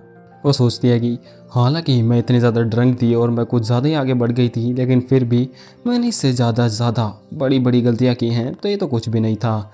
या मुझे जब मैंने ये इतनी ज़्यादा बड़ी गलती कर दी है तो मुझे बस सॉरी बोलना है, मुझे बस अपोलोजाइज़ करना है, ठीक है? फिर से हम दोनों एक जैसी नॉर्मल लाइफ जीने लग जाएंगे, बस मुझे सॉरी बोलना है। तभी वो आगे बढ़ती है और उसको बुलाती है, माइकल कल रात के बारे में आए। वो बोलने वाली होती है पर बोल नहीं पा रही होती है। वो सोचती है बस कह दे, आखिर तो किसका इंतज़ार कर रही है, बस तुझे सॉरी तो बोलना है। वो कह रही होती है कि just say sorry sorry sorry. वो बोलने वाली होती है आई एम, तभी उसके सामने बिल्ली आती है। तभी गलती से अपनी बंदी जिया के मुंह से निकल जाता है आई एम म्याऊ। अब दोनों एक दूसरे को देख रहे हैं और सोच रहे हैं म्याऊ का क्या मतलब है। वो एक बार और म्याऊ करती है और तीनों शौक में होते हैं। उस मॉर्निंग के बाद ये सारी बातें अपना बंदा चोई को बता देता है कि उसकी वाइफ ने मॉर्निंग में उसे म्याऊ का, और उसे समझ नहीं आ रहा होता है कि इसका मतलब क्या है। तो अब चोई कह रहा होता है कि क्या तू मेरा मूड ख़राब करने की कोशिश कर रहा हो? तेरी इतनी ज़्यादा अच्छी मैरिड लाइफ जा रही है और तू मुझे ये बता रहा है। वो कह रहा होता है कि नहीं, मैं सीरियस हूँ, मुझे नहीं पता कि उसका क्या मतलब है। मैंने तुझे इसलिए बताया क्योंकि तुझे काफ़ी ज़्यादा एक्सपीरियंस है डेटिंग का, तो तुझे पता है कि चोई को भी समझ नहीं आ रहा होता है कि अच्छा तो तुमने यूँ मुझे बताया है, तो देखो तुमने किसी और को तो नहीं बताया है ना, लाइक मैनेजर को। अपना बंदा कंफ्यूज होता है, ओ क्या तुम मिसो की बात कर रहे हो? नहीं नहीं, उनका मूड कुछ ज़्यादा ही ख़राब था तो मैंने कुछ भी नहीं कहा। यहाँ तक कि मैंने आज उन्हें हाई भी नहीं कहा। ये सुनकर चोई थोड़ा रिलैक्स हो जाता है कि ये तो बहुत ही अच्छा काम किया तुमने। खैर ऐसी चीज़ें होती रहती हैं, ठीक है, मुझे सोचने दो। तुम्हारी बीवी ने तुम्हें म्याऊ कहा तो इसका मतलब है तुम्हारी वाइफ क्यूट बनने की कोशिश कर रही है, तुम्हारे साथ मजाक करने की कोशिश कर रही है, तुम समझ रहे हो ना? माइकल कहता है लेकिन मुझे ऐसा लगता नहीं है क्योंकि हम इतने ज़्यादा क्लोज नहीं हैं, क्योंकि अभी हमारी न्यूली मैरिड हैं। लेकिन चोई कहता है कि फिर भी वो तुम्हारी वाइफ है। ये बंदा हमेशा अपने जेब में कंघा रख के घूमता है क्या? वो कंघे निकालता है और अपने बालों को संवारते हुए कह रहा होता है कि तुमने सही पर्सन से पूछा है, मैं हूँ डायरेक्टर। बंदा कहता है कि मैं लव थ्योरी में मास्टर हूँ, तुमने सही बंदे से पूछा है। और वो कहता है कि देखो अगर ऐसी प्रॉब्लम आए तो इसका सिर्फ एक ही सल्यूशन है, जैसे कंप्यूटर में कोई प्रॉब्लम आ जाए तो उसे रीफॉर्मेट करना पड़ता है। सीन कट होता है घर पर, जहाँ पर काम के बाद वो घर आया होता है और वो उसके सामने जिया काफ़ी वियर्ड तरीके से मुस्कुरा रही होती है, जिसे देखकर अपना बंदा माइकल भी थोड़ा कंफ्यूज हो लगता है कि क्या क्या चल रहा है। तब हमें दिखाया जाता है कि वो याद करता है कि जोई ने पहला रूल बताया था कि उसके साथ यानी कि अपनी बीवी के साथ सिंपथाइज़ करो, और सेकंड रूल है दोबारा सिंपथाइज़ करो। ठीक है, बंदे को समझ नहीं आ रहा होता है कि मतलब माइकल को कुछ समझ नहीं आ रहा होता है इसका क्या मतलब है। वो कहता है कि बस अपनी बीवी को कॉपी करो जो वो कहती है। तो ये बात कहकर अपना बंदा भी सेम टू सेम जिया की तरह म्याऊ बोलता है उसको, जिस वजह से जिया शर्म के मारे बेहोश हो जाती है। और हमें दिखाया जाता है सिनेमैटिक सीन जहाँ पर अपनी बंदी शर्म के मारे मर चुकी है। एमसी पूछता है क्या क्या कुछ मैंने गलत किया, और अपना बंदा माइकल जिया को बता भी देता है कि जोई ने मुझे कहा था कि जो तुम्हारी बीवी कहे बस उसको कॉपी कर दो। अब तो ये मतलब जिया काफ़ी ज़्यादा गुस्सा हो जाती है कि तुमने मेरी यानी कि हमारी प्राइवेट बात किसी और को क्यों बताई, आखिर तुम बाहर जाकर हमारी ये सीक्रेट बातें क्यों बता रहे हो। माइकल कहता है कि मुझे कुछ समझ नहीं आ रहा था इसलिए मैंने बता दी। सब कुछ क्लियर हो जाता है। अब इन दोनों के बीच में एक और रूल ऐड हो जाता है कि हम अपनी बीच की बातें सीक्रेट रखेंगे, मतलब किसी को नहीं बताएंगे। लेकिन माइकल फिर से एक और बात पूछता है। तभी जिया कहती है कि अब वो क्या है। माइकल कहता है क्या मैं तुमसे बात कर सकता हूँ उस मियाओ के बारे में। जिया काफ़ी ज़्यादा गुस्सा हो जाती, क्या अब तुम क्या बात करने चाहते हो उस मियाओ के बारे में। इस तरह जिया का चेहरा देख वो काफ़ी ज़्यादा घबरा जाता है और कहता है कि नहीं नहीं रहने दो। कुछ दिनों बाद लाइफ नॉर्मल हो जाती है और तभी मिस सो अपने बंदे की डेस्क पर आती है, ऑफिस डेस्क पर आती है और एक प्रपोजल रखती है, क्यों ना हम हाउस वार्मिंग पार्टी रखें। बाद में घर आकर वो जियो को भी बता देता है पार्टी के बारे में कि हम हाउस वार्मिंग पार्टी पर जा रहे हैं। जिया पूछती है अचानक हाउस वार्मिंग पार्टी क्यों।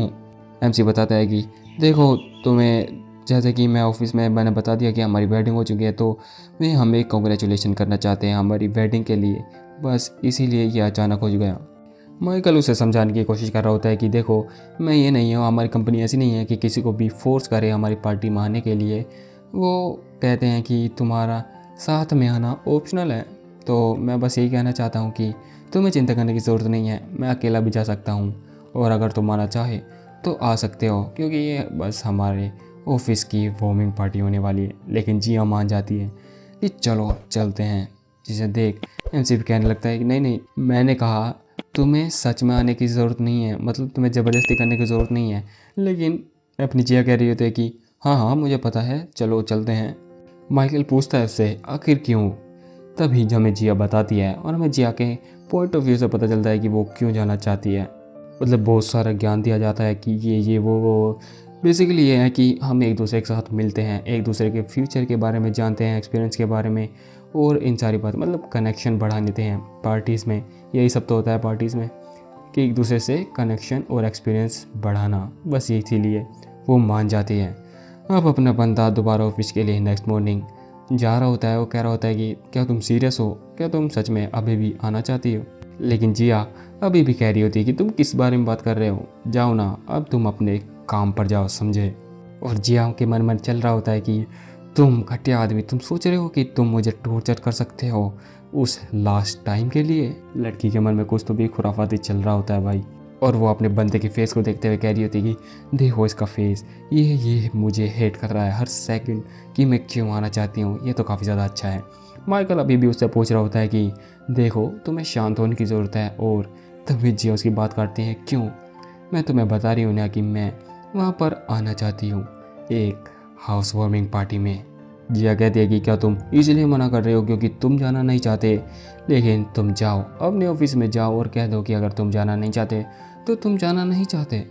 अपना बंदा काफ़ी ज़्यादा स्पीचलेस हो जाता है और कहता है कि ठीक है। तो मैं पीछे से बाय बाय करते हुए वो अपनी जिया भी कह रही होती है कि मेरी चिंता मत करना, अपना काम अच्छे से करना, बाय बाय। अपना बंदा उसकी तरफ एक बार देखता है, जिया भी काफ़ी ज़्यादा कंफ्यूज हो जाती है और वो देखती है कि माइकल स्माइल कर रहा होता है और उसे जाते जाते कहता है कि ठीक है तो बाद में मिलते हैं। जिया उसे ओके कहती है और वो अभी कंफ्यूज हो चुकी है कि उसने मुझे स्माइल क्यों दी। ऐसा लगता है कि वो इतने ज़्यादा अच्छे मूड में तुरंत कैसे आ गया। क्या उसे बुरा नहीं लग रहा है कि वो कुछ चीज़ नहीं करना चाहता है और उसे फोर्स किया जा रहा है वो चीज़ करने के लिए। लेकिन बाहर माइकल बहुत ही ज़्यादा खुश होता है। अब हमें दिखाया जाता है कि जिया के मन में, यानी कि जिया के लिए माइकल कैसा है। मतलब जिया माइकल को कैसे समझती है, माइकल को एक रोबोट की तरह समझती है। मतलब हर चीज़ अपने बंदे को परफेक्ट चाहिए होती है, हर खाना, हर चीज़, हर बॉडी शेप भी। वो कभी भी मेरी रिक्वेस्ट को नो नहीं कहता और वो वही कपड़े पहनता है जो मैंने आज तक उसके लिए ख़रीदे हैं, सिर्फ वही। और मुझे पता है कि वो हाउस वार्मिंग पार्टी पर जाना नहीं चाहता क्योंकि वो हमेशा अकेला रहना पसंद करता है, तो मैं उसे वहाँ टॉर्चर करूँगी। लेकिन रुको, इस घटिया आदमी ने मुझे काम पर, यानी कि ऑफिस में, किस तरह इंट्रोड्यूस किया होगा? एक वाइफ के रूप में, एक पार्टनर, एक स्पाउस, या एक मिसिस के रूप में? ये सोच कर जिया काफ़ी ज़्यादा ब्लश कर रही होती है। वो सोच रही होती है कि हालांकि ये सच है लेकिन ये कितना ज़्यादा एम्बेरसिंग है। और वो अपने बंदे की स्माइल के बारे में भी सोच रही होती है, क्या मैंने कुछ मिस कर दिया क्या? खैर छोड़ो, अब वो इन सबको भूल जाती है। मुझे पार्टी के लिए रेडी हो जाना चाहिए। अब 2 घंटे बाद अपनी जिया रिग्रेट कर रही होती है अपनी चॉइस के लिए कि उसने हाउस वार्मिंग पार्टी क्यों रखी, क्योंकि जो पार्टी है वो अपने बंदे के घर पर है। हाउस वार्मिंग पार्टी मतलब अब वो खाना बना रही है। वो अपनी मॉम से पूछ रही है कि मैं क्या बनाऊँ। कभी वो कुछ डाल रही है, कभी खाने में कुछ डाल रही है, मिर्च ज़्यादा, नमक कम, और उस पर घटिया खाना बनता जा रहा है। वो जिया कहती है कि मोम मैं क्या करूँ, आखिर क्या करूँ मैं। मोम भी उससे परेशान होकर फ़ोन रख देती है। Time for the house warming party का समय आ चुका है और सभी के सभी दरवाजे पर खड़े होते हैं। जिया उन सब का वेलकम करती है और वो अपने माइकल से कान में कहती है कि माइकल, तुम्हें सबके साथ नाइस, यानी कि अच्छे से बिहेव करना होगा, और मेरे साथ भी। लेकिन माइकल कह रहा होता है कि मैंने तो पहले ही कहा था कि हम इसे मना कर देते हैं।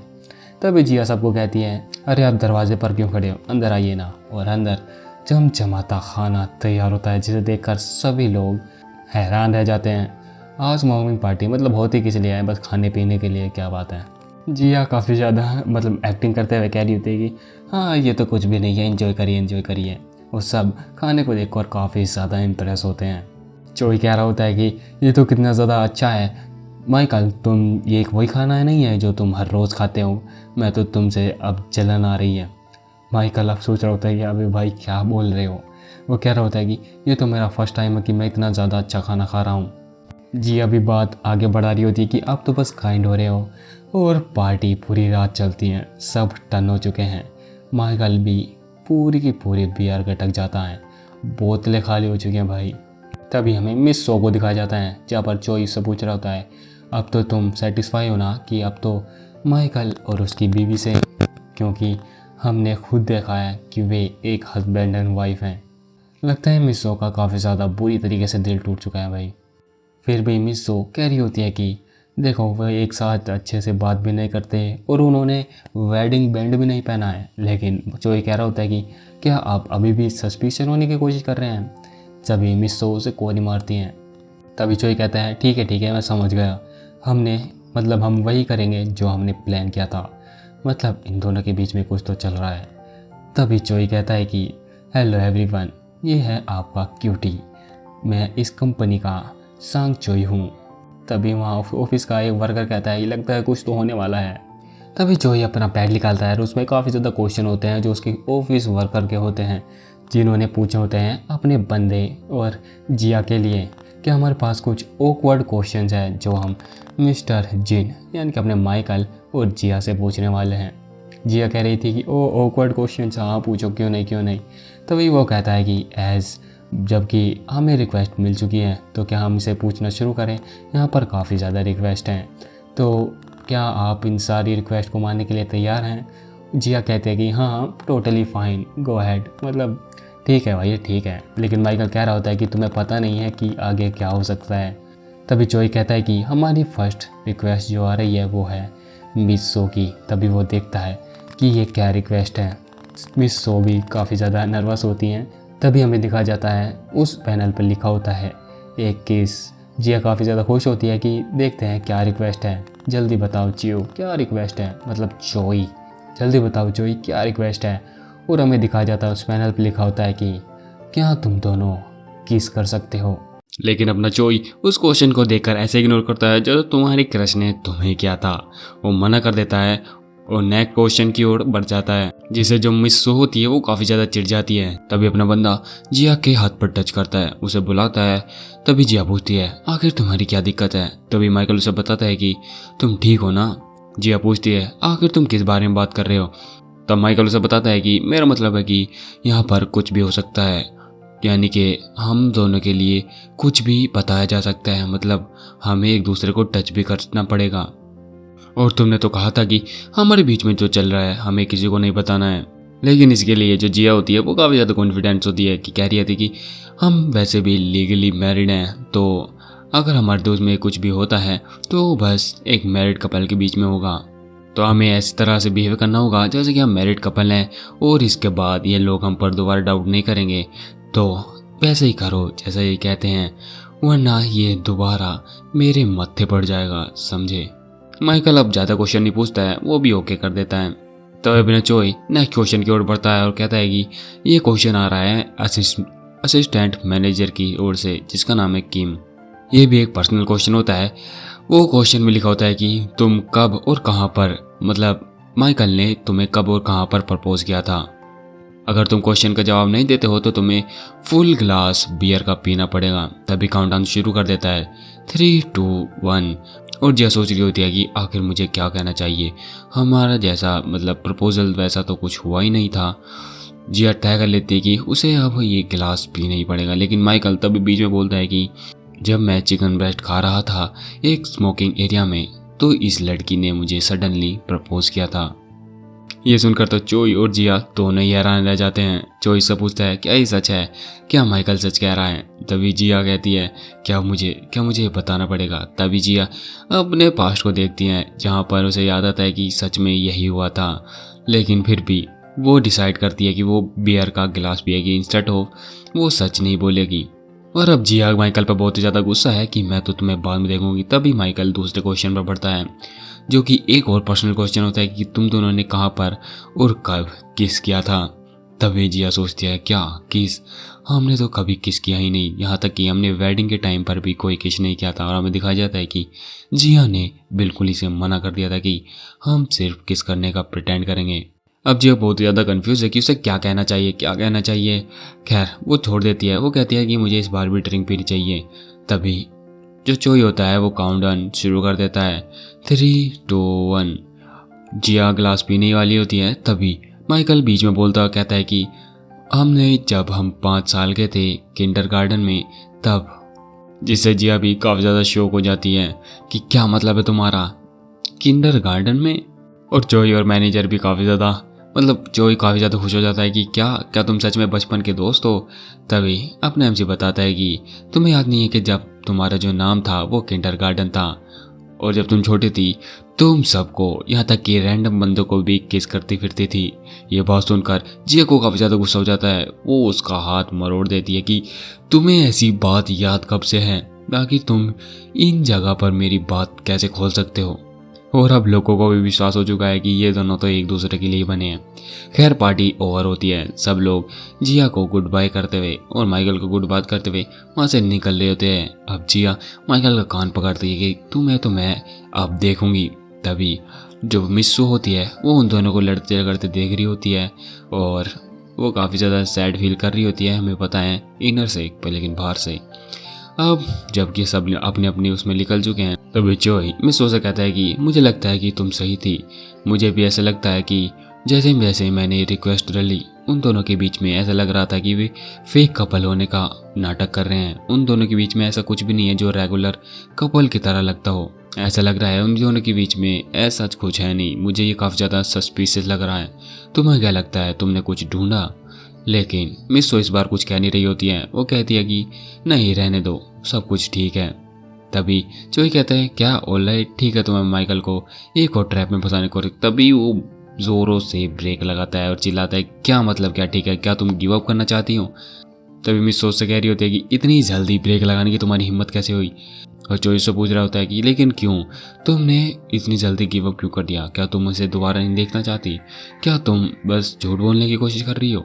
लेकिन मिस्सू कह रही होती है कि मैंने उन्हें देखा है कि किस तरह से वे एक दूसरे को प्यार की नज़रों से देखते हैं। खैर मेरा क्या है, मैं ऐसी जगह पर स्टैंड नहीं कर सकती, मैं उन दोनों के बीच में नहीं आ सकती। तो मेरे लिए अब ये ठीक है, अब मेरे लिए ये काफ़ी हो चुका है और मैं तुम्हारा थैंक यू करना चाहूँगी, मेरी जितनी भी अभी तक तुमने मदद की है उसके लिए। तभी अपना जो चोई होता है वो गाड़ी को टर्न मार लेता है। तभी मिसो पूछती है आखिर तुमने गाड़ी क्यों घुमाई। वो कहता है ठीक है, मुझे ऐसा लगता है, मुझे सडनली पीने का मन कर रहा है। वो कहता है तुम्हारे पास टाइम है तो तुम चलो, मुझे पता है तुम्हारे पास हो गई तो हाँ, मुझे बहुत ही ज़्यादा पीने का मन कर रहा है, क्योंकि तुम सबने तो भर भर के पी पर मैंने नहीं पी। तो क्या तुम मेरे साथ नहीं चलोगी मेरा गिलास भरने के लिए। मिसो भी काफ़ी ज़्यादा खुश हो जाती है। ठीक है, अगर ये मतलब है तो तुम उन सबको बाय करने वाले हो। चोई हाँ मान जाता है। मिसो अब कुछ खाने के लिए देखनी होती है। वो कहता है कि ठीक है, ज़्यादा महंगा मत खरीदना, लेकिन मिसो कह रही होती है कि जबकि तुमने ही पूछा है तो मैं क्यों ना खरीदूँ। खैर अब चोई भी मान जाता है। ठीक है तो चलते हैं और पार्टी करते हैं। अब हमें दिखाया जाता है नेक्स्ट मॉर्निंग, जहाँ पर जिया और माइकल एक ही बेड पर होते हैं। अब माइकल अपनी जिया के सामने घुटने टेक कर पड़ा होता है और माइकल मतलब जिया जो होती है वो उस पर गुस्सा कर रही होती है। क्या तुम्हें पता भी है कि तुमने क्या गलत किया है। माइकल अपनी गलतियां गिना रहा होता है और जिया उसे डांट रही होती है। लेकिन माइकल पूछता है लेकिन क्यों, ये सब बताना क्यों गलत था। तभी जिया उस पर चिल्ला रही होती है ये काफ़ी ज़्यादा एम्बेरसिंग है, तुम कितने ज़्यादा वियर्ड थे, तुम्हें इतनी भी ज़्यादा कॉमन सेंस नहीं है क्या। वो उस पर चिल्लाती होती है कि अगर वहाँ पर कोई ऐसा बंदा होता जो कमरे को पढ़ सकता है तो हम कभी भी पकड़े जा सकते थे कि तुम आखिर असली कपल हो भी कि नहीं। तभी उसे कुछ हिट करता है। वो सोचती है एक मिनट ज़रा सोचो, तुम किसके साथ डील कर रही हो। यहाँ पर माइकल है जो अपने लिए सिर्फ 7 कपड़े एक साथ खरीद सकता है क्योंकि उसे बार बार ना खरीदने पड़े। वो एक ही खाना बार बार रिपीट करता है प्रोटीन के लिए क्योंकि ये बहुत ही ज़्यादा इजी है। तो मुझे इसके साथ बहुत ज़्यादा ऐसी डिसेंट वे में कन्वर्सेशन करनी पड़ेगी जिससे इस घटिया बंदे को समझ में आ सके। तभी जिया उससे कहती है देखो सुनो, अगर कोई तुम्हें फर्स्ट किस के बारे में पूछे तो तुम किंडरगार्टन नहीं बताओगे, ये काफ़ी ज़्यादा ऑफ लिमिट है समझे।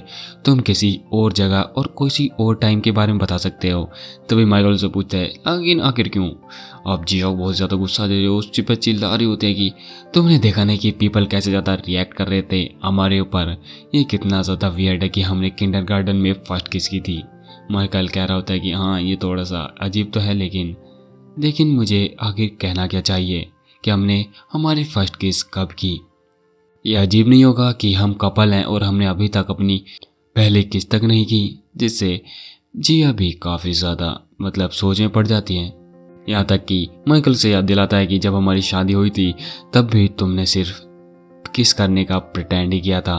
मुझे नहीं लगता कि इससे ज़्यादा बेस्ट टाइम होगा कि हमने फर्स्ट किस किंडरगार्टन में की हो। तभी जिया सोचती है क्या मैं सोच भी सकती हूँ कि माइकल के साथ मेरी किस, अगर मैं इसके बारे में सोचूं भी तो क्या किसके पहले कोई डेटिंग नहीं आती। लेकिन नहीं, अगर वो कहेगी कि हमने पहले ही वीक में यानी कि पहले डेटिंग बात किस की तो यह काफ़ी ज़्यादा वियर्ड हो जाएगा। खैर ये क्या चल रहा है। तभी ये हार जाती है और कहती है मैं इसके बारे में सोच ही क्यों रही हूँ। तभी अपनी जिया का फ़ोन बजता है, उसका मोम का कॉल आ जाता है और दोनों के बीच में हाल चाल पूछा जाता है। अपना बंदा भी अपने लो पेरेंट्स को हेलो करता है। तभी जिया पूछती है कि आखिर आपने वीडियो कॉल क्यों किया। तभी वो दिखाते हैं कि वे एक मूवी थिएटर पे हैं। जिया पूछती है क्या आप एक डेट पर गए हो। उसकी मॉम कहती है हाँ तुम सही कहा, और तुम्हें पता है ना स्पेक्टीमैन ने वो सब खो दिया है आज। तभी जिया को हिट करता है क्या स्पेक्टीमैन। तभी हमें स्पेक्टीमैन के बारे में बताया जाता है ये एक मूवी फिक्शनल कैरेक्टर है, मतलब एक मूवी का हीरो है। मतलब अभी भी कुछ लोगों के लिए कन्फ्यूज़न होगा तो हमें अभी आगे बताया जाएगा कि आखिर यहाँ पर हो क्या रहा है। तभी जिया कहती है क्या मोम आप कहना चाहती हैं कि, तब इसकी मोम कहती है कि हाँ तुम्हारे मोम एंड डैड हम आए हैं एज सुन एज वो पिक्चर जैसे ही रिलीज़ हुई, सो स्पेक्टीमैन। तभी कॉल एंड हो जाता है और जिया कहती है कि माइकल चलो हमें तैयार होना होगा, हमें कहीं जाना है। अब हमें बताया जाता है कि आखिर क्या है। तो जिया की फैमिली में एक चीज़ चलती है या कहीं एक चैलेंज चलता है कि उन्हें एक पनिशमेंट मिलती है। तभी वे तैयार भी हो रहे होते हैं, मतलब इमेजेस पे तुम्हें देखते हुए मिलती जाएगी। हम बात करते हैं अभी इस चीज़ के बारे में, जिस चीज़ के बारे में अभी टॉपिक चल रहा है। तो जैसे ही पिक्चर आती है, मतलब मैं एक सिंपल वे में बता देता हूँ तुम्हें। जिया की फैमिली में जैसे कोई एक पिक्चर आती है तो जो सबसे पहले देखेगा तो वो दूसरे को स्पॉइल करके बता सकता है कि आखिर उस पिक्चर में हुई क्या, और उसका दिन और उसकी पिक्चर बेकार कर सकता है। सिर्फ इतना ही है। खैर, अब दोनों ही पिक्चर मिल जाती हैं। अब जिया भी पिक्चर देखने बैठ जाती है और दोनों को कॉर्नर सीट मिली होती है। तभी जिया देखती है कि वो मतलब अपना माइकल यहाँ पर आकर कोई ज़्यादा खुश नहीं है। तभी अपनी जिया पूछती है कि तुम्हें स्पाइडरमैन पसंद नहीं है क्या? अगर तुम नहीं आना चाहते थे तो तुम्हें पहले बताना चाहिए था। लेकिन अपना बंदा कहता है कि नहीं, ऐसा नहीं है, मैं भी एक्साइटेड हूँ इस सीरीज़ को देखने के लिए। लेकिन जैसा मुझे लगता है कि अपना बंदा बताता है कि मुझे फील हो रहा है कि जैसे हम दोनों डेट पर आए हैं। और अपना बंदा बताता है कि जैसे कि तुम्हारी मॉम डैड ने कॉल किया कि वे मूवी देखने डेट पर आए हैं, तो इसी तरह हम जब मूवी देखने आए हैं तो मुझे लगा कि हम भी एक डेट पर हैं। जिसे सुनकर जिया काफ़ी ज़्यादा चिल्लाने लगती है। तभी थिएटर से आवाज़ आती है कि मूवी स्टार्ट होने वाली है। और जिया सोच रही होती है कि ये बंदा, ये घटिया बंदा, इसके मन में आखिर चल क्या रहा है, इसको ये सब कहने की क्या ज़रूरत थी। तभी मूवी स्टार्ट हो जाती है। स्पाइडरमैन सामने होता है, जो जिया काफ़ी ज़्यादा उसे देखकर खुश हो रही होती है कि एक मूवी क्या बेहतरीन है, क्या बेहतरीन है। तभी वो पॉपकॉर्न लेने अपना हाथ आगे बढ़ाती है और अपना माइकल भी पॉपकॉर्न लेने के लिए आगे बढ़ाता है। दोनों के हाथ टच हो जाते हैं। तभी जिया सोचती है अब मैं इसे हैंडल नहीं कर सकती। पिक्चर एंड हो जाती है और एंड में जिया काफ़ी ज़्यादा इमोशनल लग रही होती है कि ये मूवी कितनी ज़्यादा बढ़िया थी, कितनी ज़्यादा अच्छी थी, ये कितनी ज़्यादा रियल थी, इस जैसा मास्टरपीस हो ही नहीं सकता। उसकी नज़र माइकल पर पड़ती है। वो सोचती है आखिर माइकल को ये मूवी कैसी लगी होगी। वो पूछती है, वो देखती है कि माइकल को भी वो मूवी बहुत ही ज़्यादा पसंद आई होती है, जिसे देखकर जिया काफ़ी ज़्यादा खुश होती है। और बाहर वो माइकल को कह रही होती है कि ये कितनी ज़्यादा औसम थी, तुम्हें लगा ना जैसे कि मैंने कहा था कि मेरे साथ आना, ये बहुत ही ज़्यादा अच्छा आइडिया था। तुम्हें पता है ना, जब मैं स्पाइडरमैन को देखती हूँ तो मैं बहुत ज़्यादा रोने लगती हूँ, ये बहुत ही ज़्यादा इमोशनल होता है। लेकिन रुको, तभी अपनी बंदे को चीट करता है कि मैंने को ऐसा लग रहा है जैसे कि मैं अपनी एक मूवी स्पॉइल करने आई थी यहाँ पर, लेकिन हमने एक साथ मिलकर मूवी देखी, वो भी एक वीकेंड पर, और हम ऐसे बात कर रहे हैं जैसे कि हम कोई डेट पर आए हों।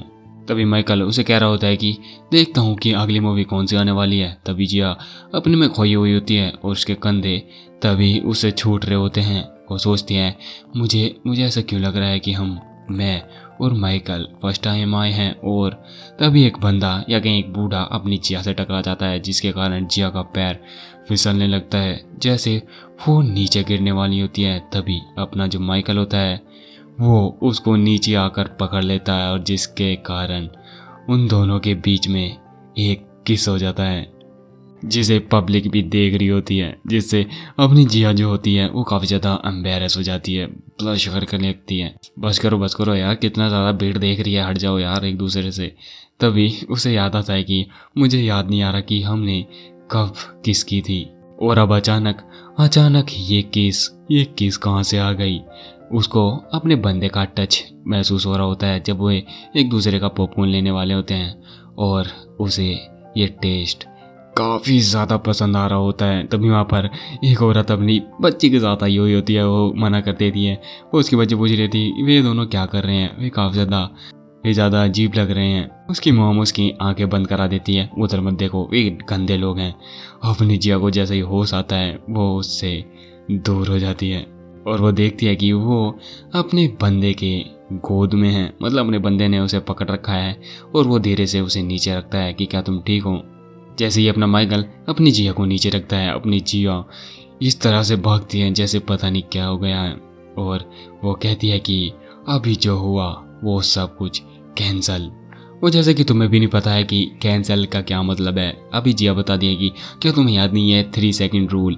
अगर हमने किसी भी चीज़ को करते हुए 3 सेकंड से पहले कैंसिल नहीं बोला तो वो कैंसिल नहीं मान जाएंगी। तो तुमने जो हमारे बीच में जो हुआ, मैंने 3 सेकंड से पहले ही कैंसिल बोल दिया। जैसे कि अगर ज़मीन पर गिरा हुआ खाना तुम 3 सेकंड में नहीं उठाते तो वो कैंसिल हो जाता है कैंसिल बोलने पर। तो मतलब अपनी जिया वो एलिमेंट्री स्कूल की बातें उसे बता रही होती हैं, जिससे वो भी काफ़ी ज़्यादा मतलब कंफ्यूज होती है कि वो क्या कह रही है। तभी वो वहाँ से भाग जाती है, अपने बंदे को भी कंफ्यूजन में छोड़कर। वो कहीं पे आई होती है और सोच रही होती है कि कितनी ज़्यादा मतलब किसी ज़्यादा awkward बात है।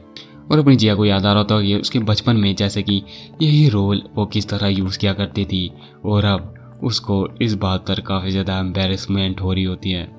जिया सिगरेट पीती है और सोचती है कि उसे अब क्या करना चाहिए, आखिर वो अब अपने बंदे को फेस कैसे करेगी। तभी वहाँ पर माइकल आ जाता है और कहता है कि क्या तुमने अभी भी सिगरेट पी? मैंने तुम्हें कितनी बार कहा है कि सिगरेट पीना बहुत ही ज़्यादा गलत बात है, तो चलो अब यहाँ से निकलते हैं। लेकिन जिया को कुछ समझ में नहीं आ रहा होता है। वो अपने माइकल से पूछती है क्या क्या तुम्हें सब कुछ ठीक लग रहा है जो हमारे बीच में अभी कुछ हुआ, हमारे जो अभी अभी लिप्स मिले हैं? तभी माइकल कहता है कि 3 सेकंड रूल, क्या तुमने 3 सेकंड के पहले ही कैंसिल नहीं बोल दिया था तो हमारे बीच में ऐसा कुछ हुआ ही नहीं, ये सच है ना? तभी माइकल उससे कुछ और पूछता है कि हमें खाने पर क्या ले जाना चाहिए। जिया बोलती है अरे कुछ भी ले लो। वे दोनों खाना पैक कराते हैं जो कि एक बर्गर या हॉट डॉग होता है। जिया अभी भी उसी चीज़ के बारे में सोचती जा रही है कि सीरियसली आखिर ये सिचुएशन में कैसे आ सकता है और ये बंदा इतने ज़्यादा सिचुएशन में काम कैसे रह सकता है। इसे तो सच में ऐसा लग रहा है कि जैसे ये सब कुछ हुआ ही नहीं। ये कितना ज़्यादा बास्टर्ड है। तभी माइकल से पूछता है क्या क्या तुम मुझसे कुछ कहना चाहती हैं? जिया पूछती है मैं सरप्राइज हूँ कि तुम अभी भी यहाँ पर बैठकर चिकन ब्रेस्ट खा रहे हो। दोनों ही घर की ओर निकल जाते हैं और रास्ते में जिया को अभी भी वो किस याद आ रहा होता है। वो देखती है कि अपना बंदा अनइफेक्टेड है, वो कुछ भी रिएक्ट नहीं कर रहा है। उसे लगता है कि सिर्फ वही है जो ज़्यादा ओवर रिएक्ट कर रही है। हम दोनों ही 32 साल के हैं और हमारे एक्सीडेंटली 2 लिप्स मिल गए, तो मैं इतनी ज़्यादा ओवर एक्ट क्यों कर रही हूँ? लेकिन स्टिल जबकि हमारी शादी हो चुकी है, इतना ज़्यादा समय बीत चुका है और हमारी शादी के बाद की ये पहली किसिंग थी और अपना बंदा जो वीडियो गेम में होता है वो मतलब अपनी बंदी सोच रही होती है कि, लेकिन फिर भी ये बंदे को कोई फ़र्क ही नहीं पड़ता। ऐसा लगता है कि यहाँ पर जो मैं ही हूँ जो काफ़ी ज़्यादा डिसअपॉइंटिंग है इस केस को लेकर। तभी अपना जो माइकल होता है अपनी जिया को बुलाता है और कहता है कि अब मैं इसे और ज़्यादा सहन नहीं कर सकता, ये मेरे दिल से बाहर निकलने वाला है। मैं कहना चाहता हूँ कि जो भी हमारे बीच में हुआ, मतलब हमारे जो भी लिप्स हमारे दोनों के बीच में मिले, मैं ये पता है कि वो 3 सेकंड से बहुत ही ज़्यादा थे। मतलब मुझे याद है कि वे कुछ ज़्यादा ही थे। वो अपना चश्मा ठीक कर रहा होता है और ऐसा लग रहा होता है कि ये कुछ सीरियसली मतलब बंदा लगता है कन्फेशन करने वाला है और कह रहा होता है कि मुझे पता है ये 3 सेकंड से ज़्यादा थे, मतलब मैं जो कहना चाहता हूँ। जिया भी उसे अब लवी डवी की तरह देख रही होती है कि ये बंदा कुछ तो भी रोमांटिकली बोलने वाला है। वो कंधा कहता है कि मतलब माइकल कहता है कि जबकि ये हमारी फर्स्ट किस थी तो हम क्यों ना इसे एक रीज़न बना लें कि हमारी फेस्ट कहाँ पर हुई थी। लेकिन जैसे कि हम तुम्हारे बारे में बात कर रहे थे, हम सुबह बात कर रहे थे ना कि हमारी फर्स्ट कब किस हुई थी और हम इसके बारे में लोगों को कैसे बताएंगे, तो क्यों ना हम इसी चीज़ को हम लोगों को बताएं कि हमारी फर्स्ट किस थी। जिससे जिया काफ़ी ज़्यादा डिसअपॉइंट हो जाती है कि ये बंदा कितना ज़्यादा अनरोमांटिक है और जिया उसे एक स्लैप मारती है, लेकिन वो स्लैप उसके कंधे पर होता है, बैक पर होता है। अब जो जिया होती है अब माइकल के साथ बिल्कुल भी नहीं रह सकती। वो अपनी जो बड़ी बहन होती है उसके घर चली जाती है रहने के लिए कि मैं अब से यहाँ रहने वाली हूँ। जिसे देखकर उसके जीजा और उसकी बड़ी बहन भी काफ़ी ज़्यादा कंफ्यूज होते हैं और सभी के बीच में एक ऑकवर्ड स्पेस बन जाती है।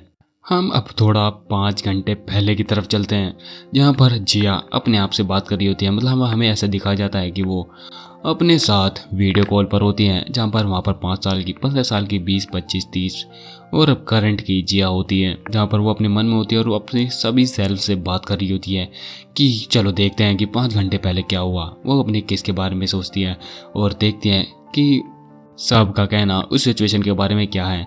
हम सबको पता है कि वो एक मिस्टेक थी, ठीक है, तुम सब समझ गए ना। लेकिन सबसे बड़ी दिक्कत ये है कि देखो इस बंदे ने क्या कहा कि हम दोनों इसे अपना फर्स्ट किन मानकर लोगों को बता सकते हैं। क्या सच में उसे ये सब कहने की ज़रूरत थी उस समय पर, उस रोमांटिक सीन के लिए? उस बंदे को तो मैं छोड़ूंगी नहीं। सभी लोग उससे काफ़ी ज़्यादा चिढ़ रहे होते हैं, लेकिन आपकी करंट जिया कह रही होती है कि तुम सब एग्री करते होगे नहीं। तभी जो 5 साल की जिया होती है वो कह रही होती है कि क्या तुम्हें सही में नहीं लगता कि किस करना एक गुड थिंग है? वो कहती है कि हाँ गुड थिंग तो है, लेकिन तुम सब क्या बातें कर रहे हो, मेरी बात तो सुनो, चलो आगे बढ़ते हैं।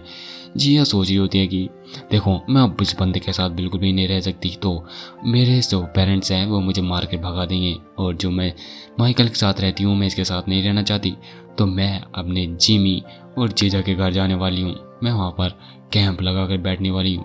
तभी 5 साल की जो 10 साल की जो जिया होती है वो पूछती है मेरा एक क्वेश्चन है। वो कहती है कि तुम 32 साल की और तुम्हारा कोई भी दोस्त नहीं है, तो इससे बढ़िया ये नहीं है कि तुम यहाँ पर रहो। अकॉर्डिंगली तुम अपनी सिस्टर के घर क्यों ही जाओगी, जबकि तुम वहाँ पर किसी को भी अपना महसूस ही नहीं कर पाओगी। जिया सोचती है जिया अपनी सेल्फ से काफ़ी ज़्यादा परेशान होती है कि ये सब क्या बातें कर रहे हैं। तभी वो अपनी 25 साल की उम्र से पूछती हैं, लेकिन वो कोई भी ज़्यादा जवाब नहीं दे रही होती है। वो बताती है कि सबसे इम्पोर्टेंट बात है कि जिमी और उसके बंदे को मैंने ही तो मिलाया था, मैं उसको ऑन करती हूँ। तुम्हें पता है ना कि मैंने ही उन दोनों को मिलाया था, मैं ही वो अकेली थी उन दोनों को करीब लाने वाली, मैं ही वो थी जिसने उन दोनों को एक साथ मिलाया और ब्लाइंड डेट पर भेजा था, मैं ही वो थी जिसने उन दोनों को पैसे दिए ब्लाइंड डेट पर जाने के लिए, जबकि उनके पास पैसे नहीं थे, तो उन्हें मुझे नो कहने का हक है ही नहीं। अब हमें प्रेजेंट का सीन दिखाया जाता है जहाँ पर अपनी जिया जो है अपने जीजा और बड़ी बहन के घर आई हुई होती है। दोनों उकड़ली लेकिन अपनी जिया का स्वागत करते हैं। वो उसको मिठाई का डिब्बा देती हैं अपनी जिया और कहती है कि ओ देखो तो जिया आई है। उसकी बड़ी बहन कहती है आखिर तुम यहाँ पर क्या कर रही हो, लगता है तुम वीकेंड पर यहाँ घूमने आई हो, एंड ये तुम्हें लाने की क्या ज़रूरत थी, ये तो काफ़ी ज़्यादा अच्छी बात है। और उसकी बड़ी बहन उस पर गुस्सा कर रही होती है। वो कह रही होती है कि आखिर तुम यहाँ पर क्या कर रही हो और तुम यहाँ बिना बताए कैसे आ सकती हो, क्या तुम्हें मॉम डैड ने मैनर्स नहीं सिखाए? लेकिन जिया कह रही होती है कि हाँ मुझे पता है कि तुम क्या कहना चाहती हो, और हाँ मैं एक बात बताना तो भूल गया, जो पिछली बार हमने देखा था इसकी बड़ी बहन को, इसका बड़ा एक बच्चा हो जाता है जो कि एक किड होता है, और अगले सीन में हमें दोनों ही दिखाए जाते हैं जहाँ पर वो अपने डैड के साथ खेल रहे होते हैं। और जिया भी उन दोनों को देखती है। वो कहती है कि मुझे पता है कि मेरे जो भतीजे हैं वो काफ़ी ज़्यादा एनर्जेटिक है, लेकिन तुम्हें सही में नहीं लगता कि जीजू काफ़ी ज़्यादा काम है इस सिचुएशन में? तभी और मैं बता देता हूँ, मेरे से थोड़ी सी गलती हो गई कि जिया बड़ी बहन है और जो जिमी है वो छोटी बहन है। वो कहती है कि तुम्हें नहीं लगता कि हम जब छोटे थे तो इससे भी ज़्यादा ख़तरनाक हुआ करते थे, तो ये तो कुछ भी नहीं है। तभी वो कहती है, उसकी छोटी बहन कहती है तो मेरी मोम की सबसे बड़ी बेटी, लेकिन जिया कहती है तुम्हें पता ना है मेरा नाम है मेरी मोम की सबसे छोटी बेटी। जिमी कहती है कि मुझे नहीं पता कि तुम यहाँ पर क्या कर रही हो, लेकिन मुझे तुम्हें एक बात बतानी चाहिए सबसे पहले। और भाई जो फैमिली रिचुअल होता है वो स्टार्ट हो जाता है। मतलब जो जिमी होती है वो अपनी बंदी को जो स्पैगेटी मैन है उसके बारे में स्पॉइल करना चाहती है, लेकिन वो भूल जाती है कि अपनी बंदी पहले ही वो मूवी देख चुकी है। वो कहती है कि जिमी अपनी बंदी से कहती है कि ओह देखो तो कितनी ज़्यादा जोबलेस हो चुकी है कि तुमने पहले ही देख चुकी है। जिया इससे ज़्यादा काफ़ी ज़्यादा चिढ़ जाती है कि क्या मतलब मैं जोबलेस हूँ, मैं इसी वीकेंड देख कर आई हूँ, मैं इतनी भी ज़्यादा ठाली नहीं बैठी हूँ तुम्हारी तरह। तभी जिमी एक बात निकालती है अपने बंदे के बारे में कि आखिर माइकल के साथ क्या हुआ, जिसे सुनकर जिया काफ़ी ज़्यादा हड़बड़ा जाती है। वो कह रही होती है क्या मतलब क्या हुआ है, कुछ भी तो नहीं हुआ, कुछ भी नहीं हुआ। तभी जिमी कहती है कि तुम्हें पता है ना तुम्हारी एक गंदी आदत है कि जब भी तुम कुछ छुपाना चाहती हो तुम वियर्ड करना शुरू कर देती हो। मेरा मतलब है कि तुम माइकल से लड़ाई करके बस यहाँ पर छिपना चाहती हो, क्योंकि मुझे पता है कि तुम्हारा टेम्पर किस तरह का है और तुम मॉम डैड के घर तो जा नहीं सकती, तो तुम और कहाँ जाओगी, इसलिए तुम मेरे घर पर आई हो। जिया ये सुनकर काफ़ी ज़्यादा शौक हो जाती कि इस बंदी को यहाँ पर कैसे पता चल गया। वो कह रही होती है कि तो फिर तुम यहाँ पर क्यों आई हो, लेकिन जिया अभी भी छुपा रही होती है कि नहीं ऐसा कोई रीज़न नहीं है, मैं तो बस तुम्हें और तुम्हारे बच्चों को देखना चाहती थी। जिसे सुनकर जो जिमी होती है वो काफ़ी ज़्यादा टच हो जाती है और कह रही हो कि ओह क्या सच में तुम मेरी फैमिली के बारे में कितना ज़्यादा सोचती हो, ये तो मेरे दिल को छू गया। और वहीं जिया सोच रही होती है कि मुझे ऐसा क्यों लग रहा है कि यहाँ पर कुछ तो भी गलत होने वाला है। और तभी अपनी जिमी कहती है ये तो काफ़ी ज़्यादा अच्छा आइडिया, और हमें पता चलता है कि वे दोनों बच्चों को छोड़कर जिया के हाथ में छोड़कर दोनों डेट पर चले जाते हैं। लेकिन जिया का जो जीजू पूछता है क्या सच में हमने उन दोनों को उस पर छोड़ देना चाहिए। जिमी कहती है कि अरे चिंता मत करो, उसने खुद कहा है हमें काफ़ी ज़्यादा समय हो चुका है हमारे साथ आपस में टाइम बिताए हुए, तो क्यों ना चलते हैं। और वो जाते जाते अपनी बंदी को चढ़ाते हुए जाती है, ठीक है बाय बाय, लव यू सिस। और जिया को भी पता है कि जिमी ये जानबूझकर कर रही है, उसे पता है कि आखिर यहाँ पर क्या चल रहा है, लेकिन अब जब जिया ने ये अपने सिर पर ले लिया है तो अपने पाप का बोझ इसे भरना ही पड़ेगा एटलीस्ट। और जितना ज़्यादा वो उसके बच्चों का ख्याल रखेगी उतने समय तक ही अपनी जिया उसके घर रह सकती है। तभी जो छोटा वाला होता है वो अपनी जिया के बाल खाने लगता है। जिया उसे मना करती है, अरे यार ये मत खा, तू ये निप्पल मुँह में ले अपने। 2 घंटे बाद दोनों बच्चों ने जो जिया का हाल कर रखा होता है, भाई इससे अच्छा था बच्चे ना ही हों भाई। ये इतने ज़्यादा ऐबदार हैं कि जिया को पूरा थका के मार दिया है। अपनी बंदी कहती है बच्चों से, देखो आंटी काफ़ी ज़्यादा थक चुकी हैं तो क्यों ना हम थोड़ा सा टीवी देख लें। लेकिन दोनों बच्चे काफ़ी ज़्यादा ऐबदार होते हैं। वो कह रहे होते हैं कि देखो तो घोड़ा किस तरह ह्यूमन की भाषा बोल रहा है, जिससे जिया काफ़ी ज़्यादा और ज़्यादा परेशान हो जाते हैं कि क्या बकवास है। बच्चे कहते हैं कि मम्मी कहती है कि घोड़े हूँ हूँ करते हैं। तभी जो गेट की है वो बेल बजती है। जिया को लगता है हाँ मैं बच गई। वो कह के जाती है कि चलो मुझे गेट पर देखना होगा कि कौन आया है।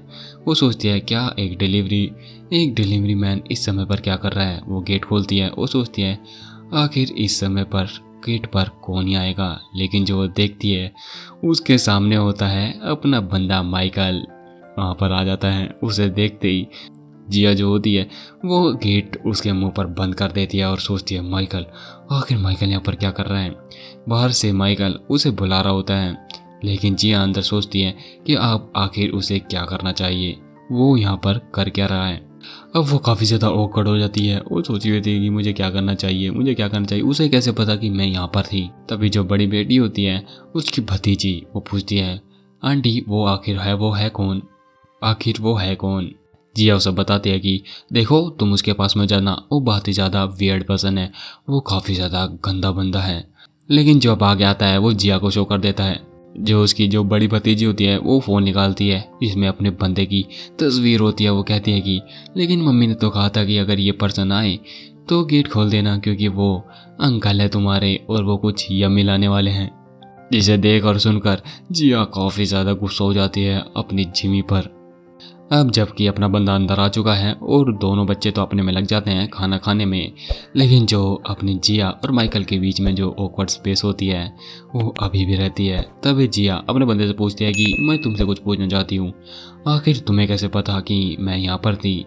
अपना बंदा कहता है कि जिमी ने मुझे कॉल किया था और कहा था कि तुम्हें यहाँ से ले जाए। अब जबकि अपने जिया को कन्फर्म हो चुका है और वो अब जिमी पर काफ़ी ज़्यादा गुस्सा होती है। उसे याद आता है कि जब वे बचपन में थे तब वे भी अपने मॉम डैड के साथ यही करते थे। जब उसके मॉम डैड फाइट करते थे तो वो एक कमरे में इन दोनों को बंद कर देते ताकि वे आपस में सुलझा सकें। लेकिन फिर भी जिया को वो बताती है कि क्या तुम्हें शर्म नहीं आती, तुम यहाँ पर कैसे आ सकते हो, क्योंकि सिर्फ उस लड़की ने तुम्हें बता दिया। तुम्हें समझ में नहीं आता कि मैं तुम्हारे पास नहीं रहना चाहती। तुम ऐसे कैसे कर सकते हो, तुम्हें ऐसे कैसे नहीं पता हो सकता कि मैं तुमसे दूर रहना चाहती हूँ। तभी माइकल उसे बीच में टोकता है और कहता है कि क्योंकि हमने एग्रीमेंट साइन किया था। क्या तुम्हें पता नहीं है कि अगर हमारे बीच में कोई भी इशू आता है तो हम उसे बातचीत कर सॉल्व करेंगे। तुमने उस पर एग्री किया था, ठीक है ना।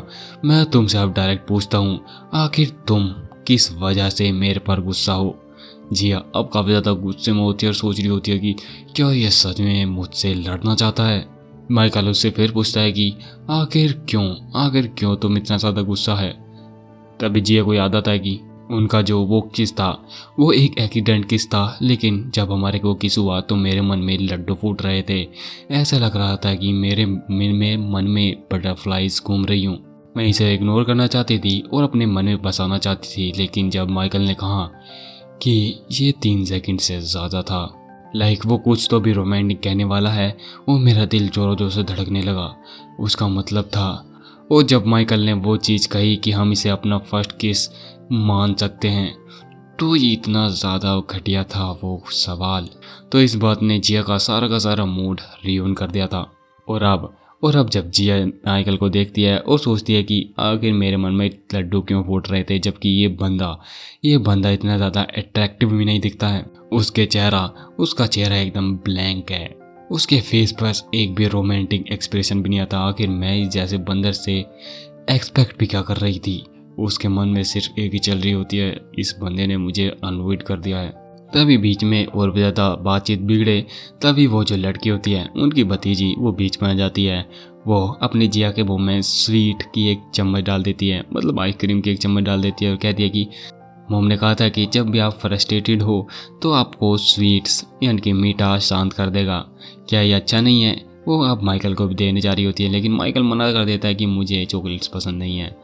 अब जिया सोचती है कि ये काफ़ी ज़्यादा एम्बेरस था कि मैं बच्चों के सामने अपना रियल टेम्पर नहीं दिखा सकती, लेकिन जब मैं अब इसके बारे में दोबारा सोचती हूँ कि इसमें अपसेट होने की ज़्यादा कुछ बात थी भी नहीं, क्योंकि वो बस एक केस थी। जबकि हम अडल्ट हैं तो हमारे बीच में ये बड़ी बात नहीं होनी चाहिए। और जो बच्ची होती है वो अभी भी माइकल को आइसक्रीम खिलाने की कोशिश कर रही होती है। जो जिया होती है वो अभी भी सोच रही होती है कि हम अब बच्चे नहीं रहे। अब उसकी बहन के कारण वे दोनों एक दूसरे से दोबारा मिल जाते हैं। उसका जो भी फ्रस्ट्रेशन था, जो वे घर छोड़कर वो आई थी, वो उसका दिन ख़त्म हो जाता है। वे अपनी बहन को बाय करके वहाँ से निकल जाते हैं। वो अपना बैग उठा लेती है।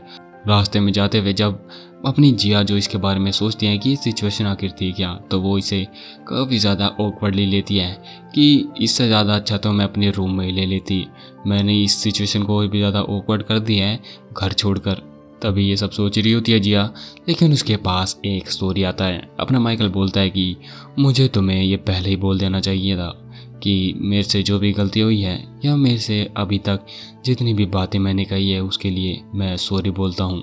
जो भी थिएटर में हुआ था और जो भी मैंने किसके बाद कहा था, मुझे कुछ पता नहीं था, मैं उसके लिए तुमसे फिर से सॉरी कहता हूँ। जिया अब उससे कहती है कि देखो सुनो माइकल, तुम्हें सही में लगता है कि मैं उस चीज़ के लिए इतना ज़्यादा गुस्सा हो रही थी। माइकल अब और भी ज़्यादा कन्फ्यूज़न में आ जाता है कि तो फिर ये क्या बात थी। तभी जिया कहती है कि नहीं, मेरा मतलब है कि वो चीज़ जो तुमने कही थी कि हाँ बिल्कुल तुम्हें उसके लिए तो सॉरी बोलना ही चाहिए, लेकिन तुम्हें मुझे अभी भी माफ़ी मांगनी होगी। तुम इसीलिए कर रहे हो क्योंकि मैं ये सब सुनना चाहती हूँ। तुम बचपन से ही ऐसे थे, जब भी कुछ गलत होता था तो तुम ही सबसे पहले माफ़ी मांगते थे और तुम्हारी ये गंदी आदत अभी तक नहीं गई। जिया कहते हैं कि ठीक है, इस सबको छोड़ो, जबकि तुमने अपनी गलती मान ली है तो ऐसे तुम जा नहीं सकते, तुम्हें एक पनिशमेंट मिलेगी। जिसे अपना बंदा काफ़ी ज़्यादा कन्फ्यूज जाता है। अपनी जिया कहती है तुम्हें याद है ना कि जिस सिचुएशन में जिसकी भी गलती होगी तो हमें एक अच्छी तरीके से फ्लिक मारनी होती है, मतलब जो उंगली है उसके माथे में मारनी होती है। जिया कहती है तो ठीक है, हमें अभी एक के साथ शुरुआत करनी चाहिए, तो जल्दी से यहाँ पर आओ। माइकल पूछता है क्या सच में तुम मुझे फ्लिक करने वाली हो। तभी जिया सिचुएशन को बदलती है कि तो क्या तुम मुझसे मुक्का खाना चाहते हो, लेकिन अपना बंदा फ्लिक के लिए मान जाता है। तभी माइकल अपना माथा आगे करता है और कहता है कि ठीक है मैं तैयार हूँ। तभी उसी बीच में अपनी जिया बताती है कि चलो मैं तुम्हें बता देती हूँ कि मैं आखिर इतना ज़्यादा गुस्सा क्यों थी। हम जब भी अपनी फर्स्ट किस के बारे में बात करते हैं तो वो ऐसा लगता है कि वो बस एक एक्सीडेंट था जो कि थिएटर के पास हुआ था। ये मुझे बिल्कुल भी पसंद नहीं है। मैं इसके बारे में कितना ही सोच लूँ, इसके बारे में कितनी अच्छी बातें सोच लूँ, लेकिन ये मुझे सिर्फ एक एक्सीडेंट की तरह याद आता है। तो चलो मैं तुम्हें दिखाती हूँ कि फर्स्ट किस किसे कहते हैं।